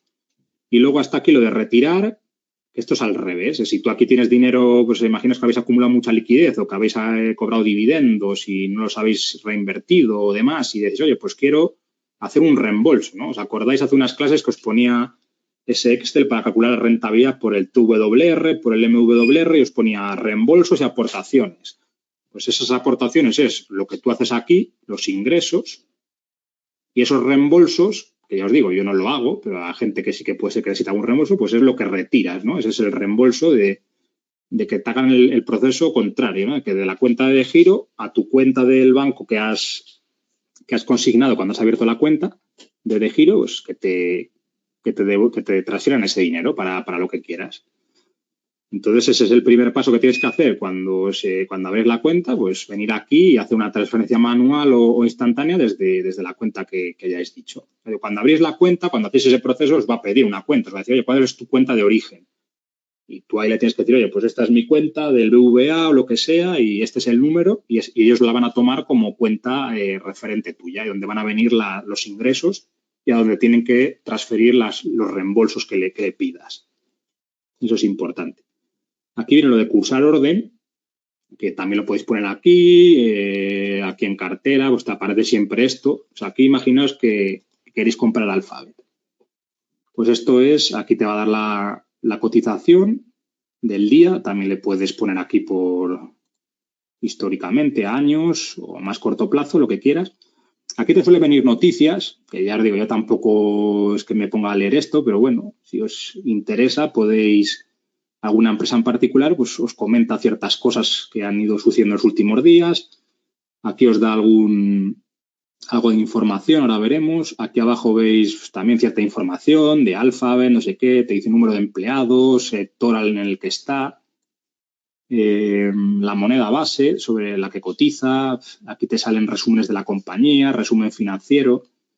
Te da ciertas cosas, pero yo aquí esto no lo miro, porque ya hemos visto cosas mucho mejores como Ticker o Market Screener o los propios informes de las empresas y entonces tampoco me voy a poner a leer esto, ¿no? Cuando sé que en otros sitios viene de una manera mucho más completa, ¿no? Pero bueno, para que sepáis que está aquí. Aquí también nos dice lo mismo, cifras clave, pues un poco el market cap y ciertos datos, pero que bueno, tampoco. Y si da dividendos, también te lo marca por aquí, la fecha, que puede ser. Aquí también te marca la próxima fecha de informe trimestral. Pues bueno, también vimos otras webs donde te lo decían de una manera más clara, ¿no? Lo que es importante es esto, de información, a ver si le hago un poco más de zoom, que igual no lo veis. Esto es lo importante que tenéis que ver. Información del producto. El precio al que está en ese momento, los $1.343. Veis aquí la fecha y demás para que sepáis exactamente a qué está referenciado, porque a veces puede ser que tenga algo de retraso y demás. Pues con esto sabéis exactamente lo que estáis mirando. Y el tema de la oferta y la demanda. Esto es importante. ¿Esto qué es? Que también en inglés pues es el ask o el bid, ¿no? Lo habéis visto en Interactive Brokers, por ejemplo.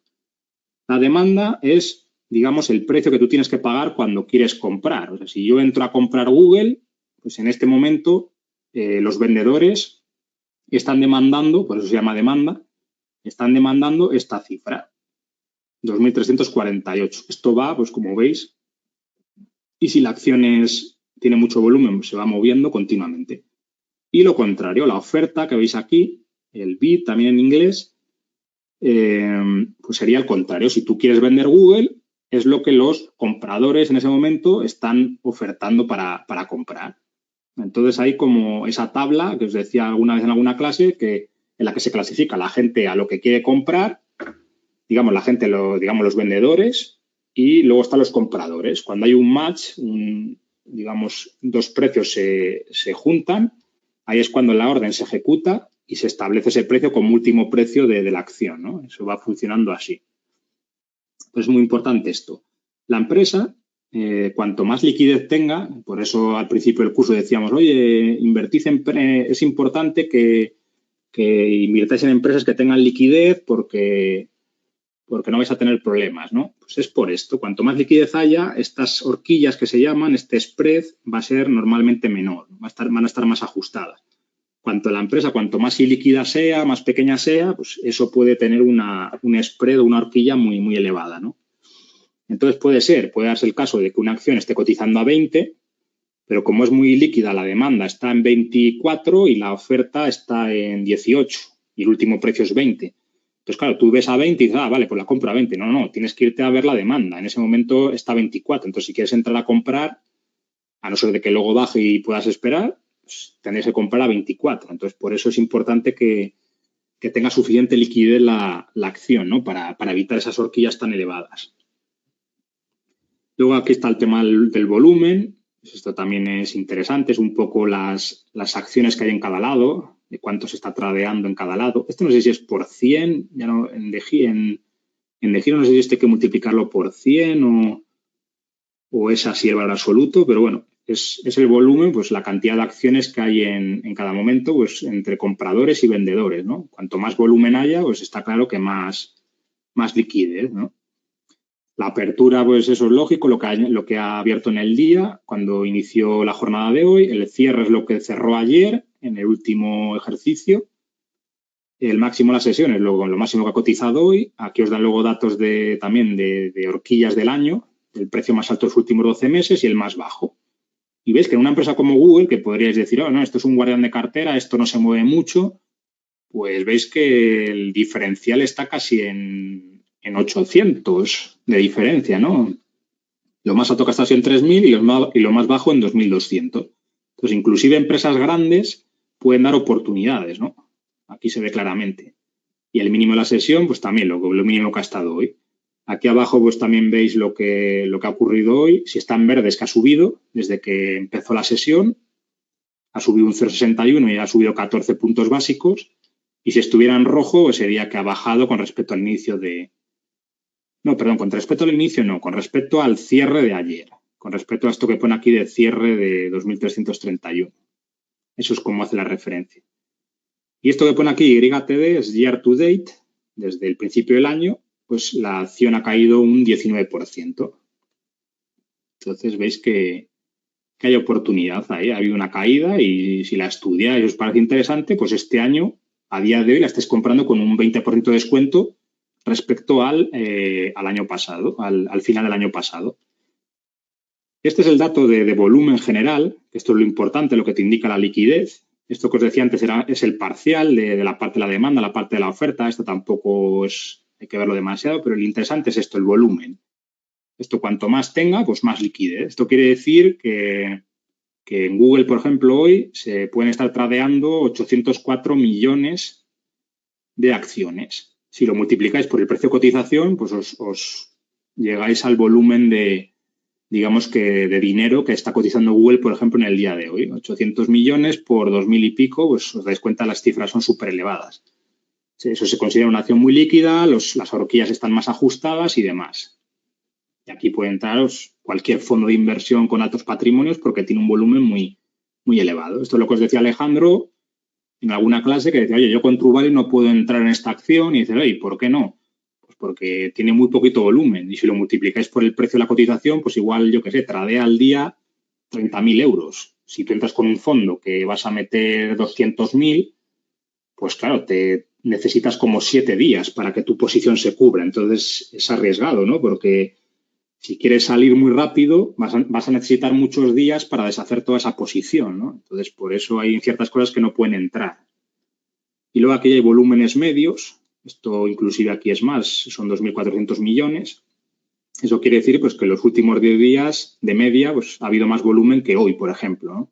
O luego hay 3 meses y demás. Aquí os pone el ticker, la bolsa en la que cotiza y aquí las acciones flotantes en circulación y demás. Esto es la diferencia, pues las flotantes, acordaos que son las que están disponibles para nosotros, ¿no? Para el mercado general, y en circulación son más porque, bueno, los fundadores tienen las famosas esas clase B que no están en circulación, o sea, que no tradean, y por eso el flotante es menor que esto, ¿no? Y nada, eso es un poco esto es para todas las empresas y demás, ¿no? Aquí también nos dice un poco. Bueno, esto nada, esto pensaba que era que te decía la variación, pero esto no.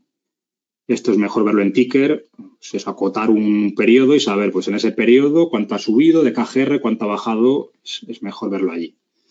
Vale, esto pues eso, como una introducción muy, muy básica. Aquí estaba esto de los indicadores que te lo ponen más en detalle, pero ya os digo, aquí no. Esto de SG Ratings, yo es que nunca lo miro, no sé ni qué es esto, no le deis más importancia. Son pues cositas que te ponen por aquí documentos sin información disponible. A veces igual cuelgan algún 10K y demás. Pero es que no es la plataforma adecuada para buscar esas cosas. Ya hemos visto cosas mucho mejores. Vale, entonces, luego, tipos de órdenes. Pues eso, esto es primero saber un poco lo que os digo, lo que quiere decir cada cosa. Y luego pues dice, oye, pues voy a comprar Google. Aquí ves esto de la estrellita, pues si le ponéis aquí la estrellita os lo guardan favoritos.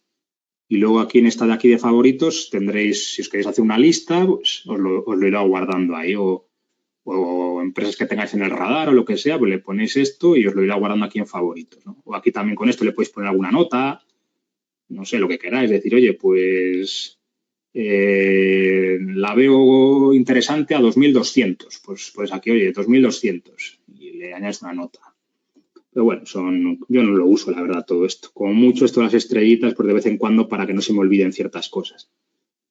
Si queréis comprar, pues eso, le dais a comprar. Ya lo que os digo, ya habéis entendido todo, tenéis que haber entendido todo esto que hay por aquí. Y entonces, pues decir, oye, pues yo quiero comprar. Y acordaos que venimos a la demanda. Tenéis varias órdenes. En De Giro hay 4 solo. Es más limitado. En Interactive veremos el jueves que hay un abanico mayor de tipos de órdenes. Pero las importantes son estas. Bueno, básicamente son estas 2 primeras. Estas otras, pues, no tanto, por lo menos para nuestro tipo de inversión. Orden limitada y orden a mercado. Bueno, aquí ves esto de orden del día. Esto simplemente es que si pones orden del día, pues si en ese día no se ejecuta, te lo borra el sistema. Si ponéis permanente, aguanta más días la orden, aunque no se ejecute en esa sesión. No sé, la verdad, no he contabilizado cuánto, pero igual se tira un mes ahí y no te lo borra. Pero bueno, yo siempre, la mayoría de las veces, pues pones orden del día. Y lo que os digo, esto es lo importante, orden limitada y orden a mercado. Orden limitada lo que quiere decir es que si tú, Google está a 2355 y ves aquí que la demanda está a 2358, pues oye, pues yo soy un poco tacaño, ¿no? Y no quiero pagar 2.358, quiero pagar 2.350 para ahorrarme un poco de dinero. Pues tú pones aquí 2.350 y dices, bueno, y voy a comprar una acción porque está muy cara ahora mismo Google, cara me refiero a valor absoluto y sería mucha parte de mi cartera y compro una. Entonces, pues tú le das a acusar orden. Aquí no me va a dejar, por supuesto, porque no tengo dinero. Me va a decir que nanay, que necesito dinero en la cuenta. Y ya está, le das a acusar orden y os lo pondrá como orden pendiente. Aquí arriba veis en el ojito este, os dirá órdenes pendientes, una. Y os quedará Google ahí. Si en algún momento dado, pues eso tenéis suerte y la acción baja un poquito y os entra en ese límite, pues ya pasará de pendientes a ejecutadas y la tendréis en la cartera. Y lo que os digo, también, si ponéis orden del día, igual en ese día pues tenéis mala suerte y no baja a esos términos. Entonces, no se os ejecutará, se os borrará de la cartera cuando termine la sesión, luego a las 10 de la noche aquí en España, o allí en Estados Unidos, pues que cierra la bolsa, no sé si era a las horas de allí a las 4:30 o a las 3:30, no me acuerdo, y se os borrará sin hacer nada. Y luego está la orden a mercado, que esto es, aquí ves que ya desaparece eso del precio, del límite, y esto es para hacerlo rápido. Y así dices, oye, pues yo veo la demanda a 2.358, quiero comprar ya, no quiero esperar más, lo veo precio adecuado. Pues orden a mercado, una o las que sean, el número de acciones que quieras y le das a acusar orden. Entonces os la va a comprar inmediatamente en esta acción, porque como tiene tanta liquidez, pues al segundo os la va a comprar. Igual si es una acción, como hemos visto antes, con menos liquidez, aunque le metáis una orden a mercado, os puede igualmente tardar tiempo. ¿Por qué? Porque vuestra orden pues, es más grande que el volumen y necesita tiempo para procesarse. Pero es eso, si todas las empresas que hemos ido viendo en el curso y demás con un cierto tamaño, pues, si ponéis a mercado os lo va a hacer básicamente al instante, ¿no? Entonces es eso. Y luego, bueno, están las órdenes estas de stop loss limitado. Esto ya hemos visto que pues, un poco que no lo usamos demasiado, esto de las stop loss, pues son órdenes para limitar pérdidas o para comprar en un... Pues es eso, es lo que decíamos. Si tú... Esto lo usa más gente que hace análisis técnico o que quiere algún tipo de cierta protección, ¿no? Entre comillas, porque tampoco es tan efectiva. Pues que diga, oye, yo compro imaginaos que esto estuviera volátil y yo la compro a 2.354, pero tengo miedo de que baje a 2.300, me lo invento, y quiero que si ocurre eso, el broker me lo venda para limitar pérdidas. Pues eso es un stop loss, ¿no? De stop pérdidas. Entonces, en ese caso, pues pondrías una orden de venta con stop loss y para que te podrías precio del stop, pues le dirías 2.000 a 2.300 que me corte. Y otra vez el número, pues las que quieras, toda la cartera, parcial, lo que quieras. Claro, esto ya tienes que tener ciertas acciones. Tienes que tenerlas ya en cartera compradas. Primero tienes que hacer una orden de compra y una vez que ya las tengas, pues, le puedes meter esta orden de stop loss para que en el caso de que ocurra ese evento te las venda. Y aquí pues, le metes el número, pues eso, una, y te dirá, vale, pues en ese caso esto es porque te lo cambia de dólares a euros, que es la moneda de la cuenta. En DEGIRO no admite otras divisas, solo admite euros, le tienes que transferir todo en euros, no tiene cuenta multidivisa como Interactive, solo es el euro la moneda. Y si pasa eso, pues te lo venderá. Y luego, en la stop loss limitada es lo mismo, pero un poco pues, con un límite. Tú le dices, oye, pues yo el precio lo pongo en 2.300, pero luego le digo que cuando llega a ese punto, digamos, esa barrera, saltará el stop, pero luego digo que me la venda a 2.301, por ejemplo, lo que sea. Entonces, bueno, ya os digo, supongo que no uso mucho esto, supongo que la gente que lo use pondrá directamente la stop loss y ya está, no estará luego jugando que si llega a 2.300, pero todavía le quiero ganar una más, porque, bueno, si te pones esto por protección, quieres que salte lo antes posible, ¿no? Pero bueno, os explico el concepto. Y luego tú también puedes tener la stop loss, pero como compra. Y esto lo que te quiere decir es, esto ya supongo que es para estrategias de trading y demás, que te diga, oye, yo esta acción ahora está a 2.347, pero solo quiero comprar cuando esté a 2.400. Esto puede parecer ilógico, ¿no? Que digas, oye, pero ¿por qué va a querer comprar a alguien cuando el precio esté más caro que ahora? Porque, bueno, son estrategias de trading, de que si toca un soporte, de que si hay esta figura, que si no sé qué. Yo no entiendo demasiado de eso, pero sé que esto se usa, de que cuando llega a un precio mayor, pues que en ese caso compres. Entonces ahí sí que podrías poner una stop loss a 2.400 o lo que sea según tu estrategia, ¿no? Pero yo lo que uso y la que tenéis que entender son estas dos, orden limitada, orden a mercado. Ventajas inconvenientes, la limitada te puedes ahorrar un poquito de dinero, si tienes suerte y te entra, pero es más lenta o puedes correr el riesgo de que no te entre, de que eso siga subiendo y demás. La mercado, la ventaja es que es mucho más rápida, la desventaja es pues, que en proporción vas a pagar un poco más que con la limitada, ¿no? Pero tampoco tenéis que ser tacaños, ¿no? Y estar ahí, pues si quiero comprar Google, hago el análisis en el reporte, en la plantilla y me da buena rentabilidad y estoy ahí al euro de no, ahora quiero comprarla a 2.340 para ahorrarme 3 euros. A veces eso lo que pasa es que la avaricia rompe el saco, ¿no? Y eso puede ser que suba y se vaya luego a 2.400 y te acuerdes tú de los 3 euros esos que intentaste ahorrarte en Google o en la que sea, ¿no? Entonces, bueno, yo si es una acción muy líquida y tal, pues suelo meterlo a mercados si tiene buena rentabilidad. Y con la limitada, pues la uso menos alguna vez, en acciones menos líquidas o yo qué sé, en acciones, por ejemplo, que coticen en mercados tipo el OTC, como los AIM de Reino Unido, o si compras alguna acción en el OTC de Estados Unidos, pues ahí como la liquidez es muy baja y luego tienen un poco una característica y es que el mercado no está cotizando todo el rato continuo, sino que hacen como ciertas subastas cada, yo qué sé, te dicen pues en las 8 horas que abre el mercado hago 4 subastas para, digamos, tradear, para encajar el libro de órdenes y ejecutar digamos, las órdenes que hay, pues lo hago 4 veces al día.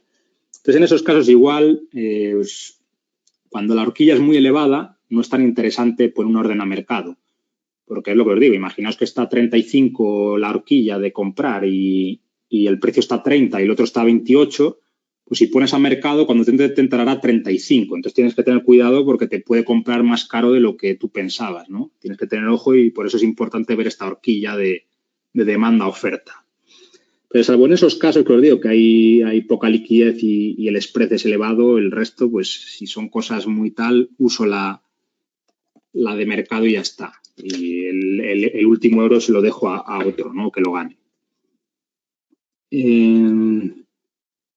Esto es eso, ya veis, la operativa es súper fácil y bueno, para los que normalmente invirtáis, pues esto os parecerá el juego de niños, ¿no? Y nada más cosas por aquí, pues el tema de la cartera, pues aquí cuando tengáis posiciones vais a poder ver todo. Esto de aquí arriba es importante, pero que es los datos que tenéis que usar para la tabla esta que os dejé de rentabilidades del MVR y TVR. Eso que os decía de la cuenta y demás, lo cogéis de aquí. Aquí os va a aparecer todo. ¿Veis aquí? Cuenta completa. Pues aquí lo que os va a aparecer es, pues eso, imagináis que tenéis en la cartera de equity 50.000, pues aquí en cuenta completa os aparecerá 50.000.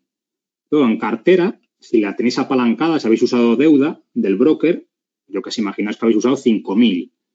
Pues aquí os aparecerá 55.000. Tendréis 50.000 de equity, que es vuestro dinero, en la cuenta completa, y tendréis 55.000 de cartera total, porque son 5.000 de deuda que habéis pedido.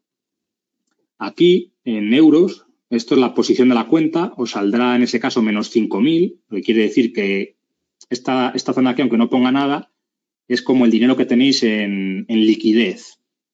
Entonces, si estáis endeudados, 5.000, pues como es lógico, os pondrán menos 5.000 en rojo. Y si tenéis números positivos, pues saldrá como que tenéis una cuenta de banco que tenéis saldo positivo. Y el margen libre, esto que veis aquí, es el dinero que de giro te puede prestar. Esto lo vamos a ver en otra pestaña por aquí, el tipo de cuenta que tenéis que usar si queréis usar apalancamiento y que os den deuda. Pues aquí aparecería. Esto lo calculan con fórmulas, es algo interno suyo, pues según el valor de tu cartera, según la volatilidad de tu cartera. También creo que De Giro cataloga las acciones en varias clases, de clase A, clase B, clase C. Y según esa clase, pues es como de más volátil a menos volátil, o al revés. No sé, la clase A creo que es la menos volátil y la clase, cuanto más para abajo, pues más volátil. Pues según las clases que tengas, ellos hacen alguna fórmula y te dicen, oye, pues si tienes 50.000 de equity y tus acciones son estas y demás, han tenido esta volatilidad últimamente y pertenecen a estas clases, pues yo te voy a dar, me lo invento, pues 15.000 euros de margen libre. Eso lo que quiere decir es que tú tienes como una cuenta, como una tarjeta revolving de estas, de una cuenta de crédito, que tú esos 15.000 puedes usarlos o no, o sea, como quieras. Tú tienes esos 15.000 disponibles y si no los quieres usar, no los tienes por qué usar, no te van a cobrar nada. Pero si los tienes, si quieres, pues tienes ahí ese margen. Esto aquí que ves de total beneficios pérdidas, esto es lo que, digamos, lo que ves que hay dos. O sea, el total BP es como el total de tu cuenta, de los beneficios. Si está en verde, pues quiere decir que habrás ganado dinero. Esto lo que te calculas desde... Ya no estoy seguro si es desde el principio del año o es desde el principio de la cuenta. Eso ahora mismo ya no estoy seguro. Yo creo que desde que abriste la cuenta te va calculando pues como el total de beneficios de... Yo creo que sí, que es desde que abriste la cuenta o desde que hiciste la primera inversión, la primera acción que compraste, pues te pone aquí en verde si has ganado dinero todos esos años o el acumulado o en rojo si has perdido. Y aquí de día BP pues, es de ese día. Si ese día está en verde, pues quiere decir que tus acciones han subido ese día X o si está en rojo, pues que han bajado. ¿Qué más por aquí? Aquí está esto de actividad, que es lo que os quería enseñar. Pues aquí veis, sabiendo esto, en órdenes, o sea, aquí están las órdenes pendientes, que es lo que os decía antes. Aquí estará lo que no se os haya ejecutado en ese momento. Si metéis una orden con una orden límite, pues os quedará aquí hasta que se ejecute y la veréis pendiente. Y aquí en el historial, pues veis, podéis filtrar aquí por rango de plazo, vais a ver lo que se os ha ido ejecutando. Aquí veis pues que dice, no sé, Alphabet, hoy, porque la hemos intentado comprar pero no había dinero, pues te dice, imagínate que la hubiéramos comprado, pues te hubiera dicho hoy, la has comprado hoy, este es el símbolo, este es el leasing, que es el indicador de esta empresa, en la bolsa Nasdaq, pues la has comprado una con este precio límite y operación aquí os diría aceptada. Y entonces podéis ver todo el historial de lo que habéis comprado. Esto es muy básico, simplemente las órdenes que habéis metido. Luego tenéis aquí el de transacciones, que este es un poco más, es lo mismo, pero más elaborado. También podéis filtrar por tiempo, inclusive por nombre de la empresa. Y aquí sí que os va a decir un poco pues, el nombre de la empresa, la fecha en la que lo compraste y lo mismo, pero ya os va a decir también las comisiones que os cobraron, os va a decir al precio al que comprasteis, el cambio de ese día, si es una empresa que tenga otra divisa. Entonces, es un poco como lo de órdenes, el historial, pero con más datos. Aquí en el estado de cuenta lo que te van a decir es, pues como si fuera una cuenta de banco, esto es lo mismo que la cuenta del banco, decir, oye, pues tú tienes este dinero en la cuenta, te va a ir informando de, pues compraste esta empresa y esto, pues tuviste que gastar, es como el cash flow, tuviste que gastar 5.000 o lo que sea y te va informando de esa variación en la cuenta. Entonces te dirá la liquidez que tienes y lo que te gastaste en cada compra, o si tienes dividendos también te vendrán aquí y te sumarán liquidez a la cuenta. Te dirán, oye, has cobrado este dividendo, te han dado 50, pues tu cuenta tiene 50 más, ¿no? Que es esto de aquí de valor total, te irá poniendo la liquidez que tienes en la cuenta. Y si tienes, lo que te digo, como antes, si tienes deuda, pues te irá saliendo en negativo porque vas teniendo deuda. Los informes, estos cada año que te envían como un informe anual con todas las posiciones que has comprado, con un resumen de las comisiones que has pagado, hay varias cosas para que puedas hacer la declaración de la renta y demás. Pues cada año, más o menos por abril o así, en estas fechas te lo envían. Esto de apreciación de cartera también es interesante porque es aquí te avisa de... Esto lo vamos a ver, esto lo vamos a ver mejor aquí. Esto salía por aquí. A ver. Aquí veis que te dice notificaciones en el engranaje y te dice recibir gratuitamente un mensaje cuando una orden se ejecute. Pues nada, esto simplemente es que cuando tú compras algo, si se ejecuta, pues te envían un email y te dicen, oye, has comprado esto. Y aquí esto de depreciación de cartera te dice, recibe una alerta cuando un producto de tu cartera se deprecia un 10% y a partir de ese momento en múltiplos de 10. Pues eso, si hay una acción que tú tienes ha bajado un 10% en un periodo determinado, pues también te mandan un nivel y te avisan. Y esto es lo que aquí, en lo que se enseñaba en depreciación de cartera, aquí puedes filtrar por tiempo todas esas depreciaciones que has tenido. Pues te dirán, oye, pues en la fecha no sé qué, tu acción X bajó un 10% y puedes tener un histórico de lo que ocurrió.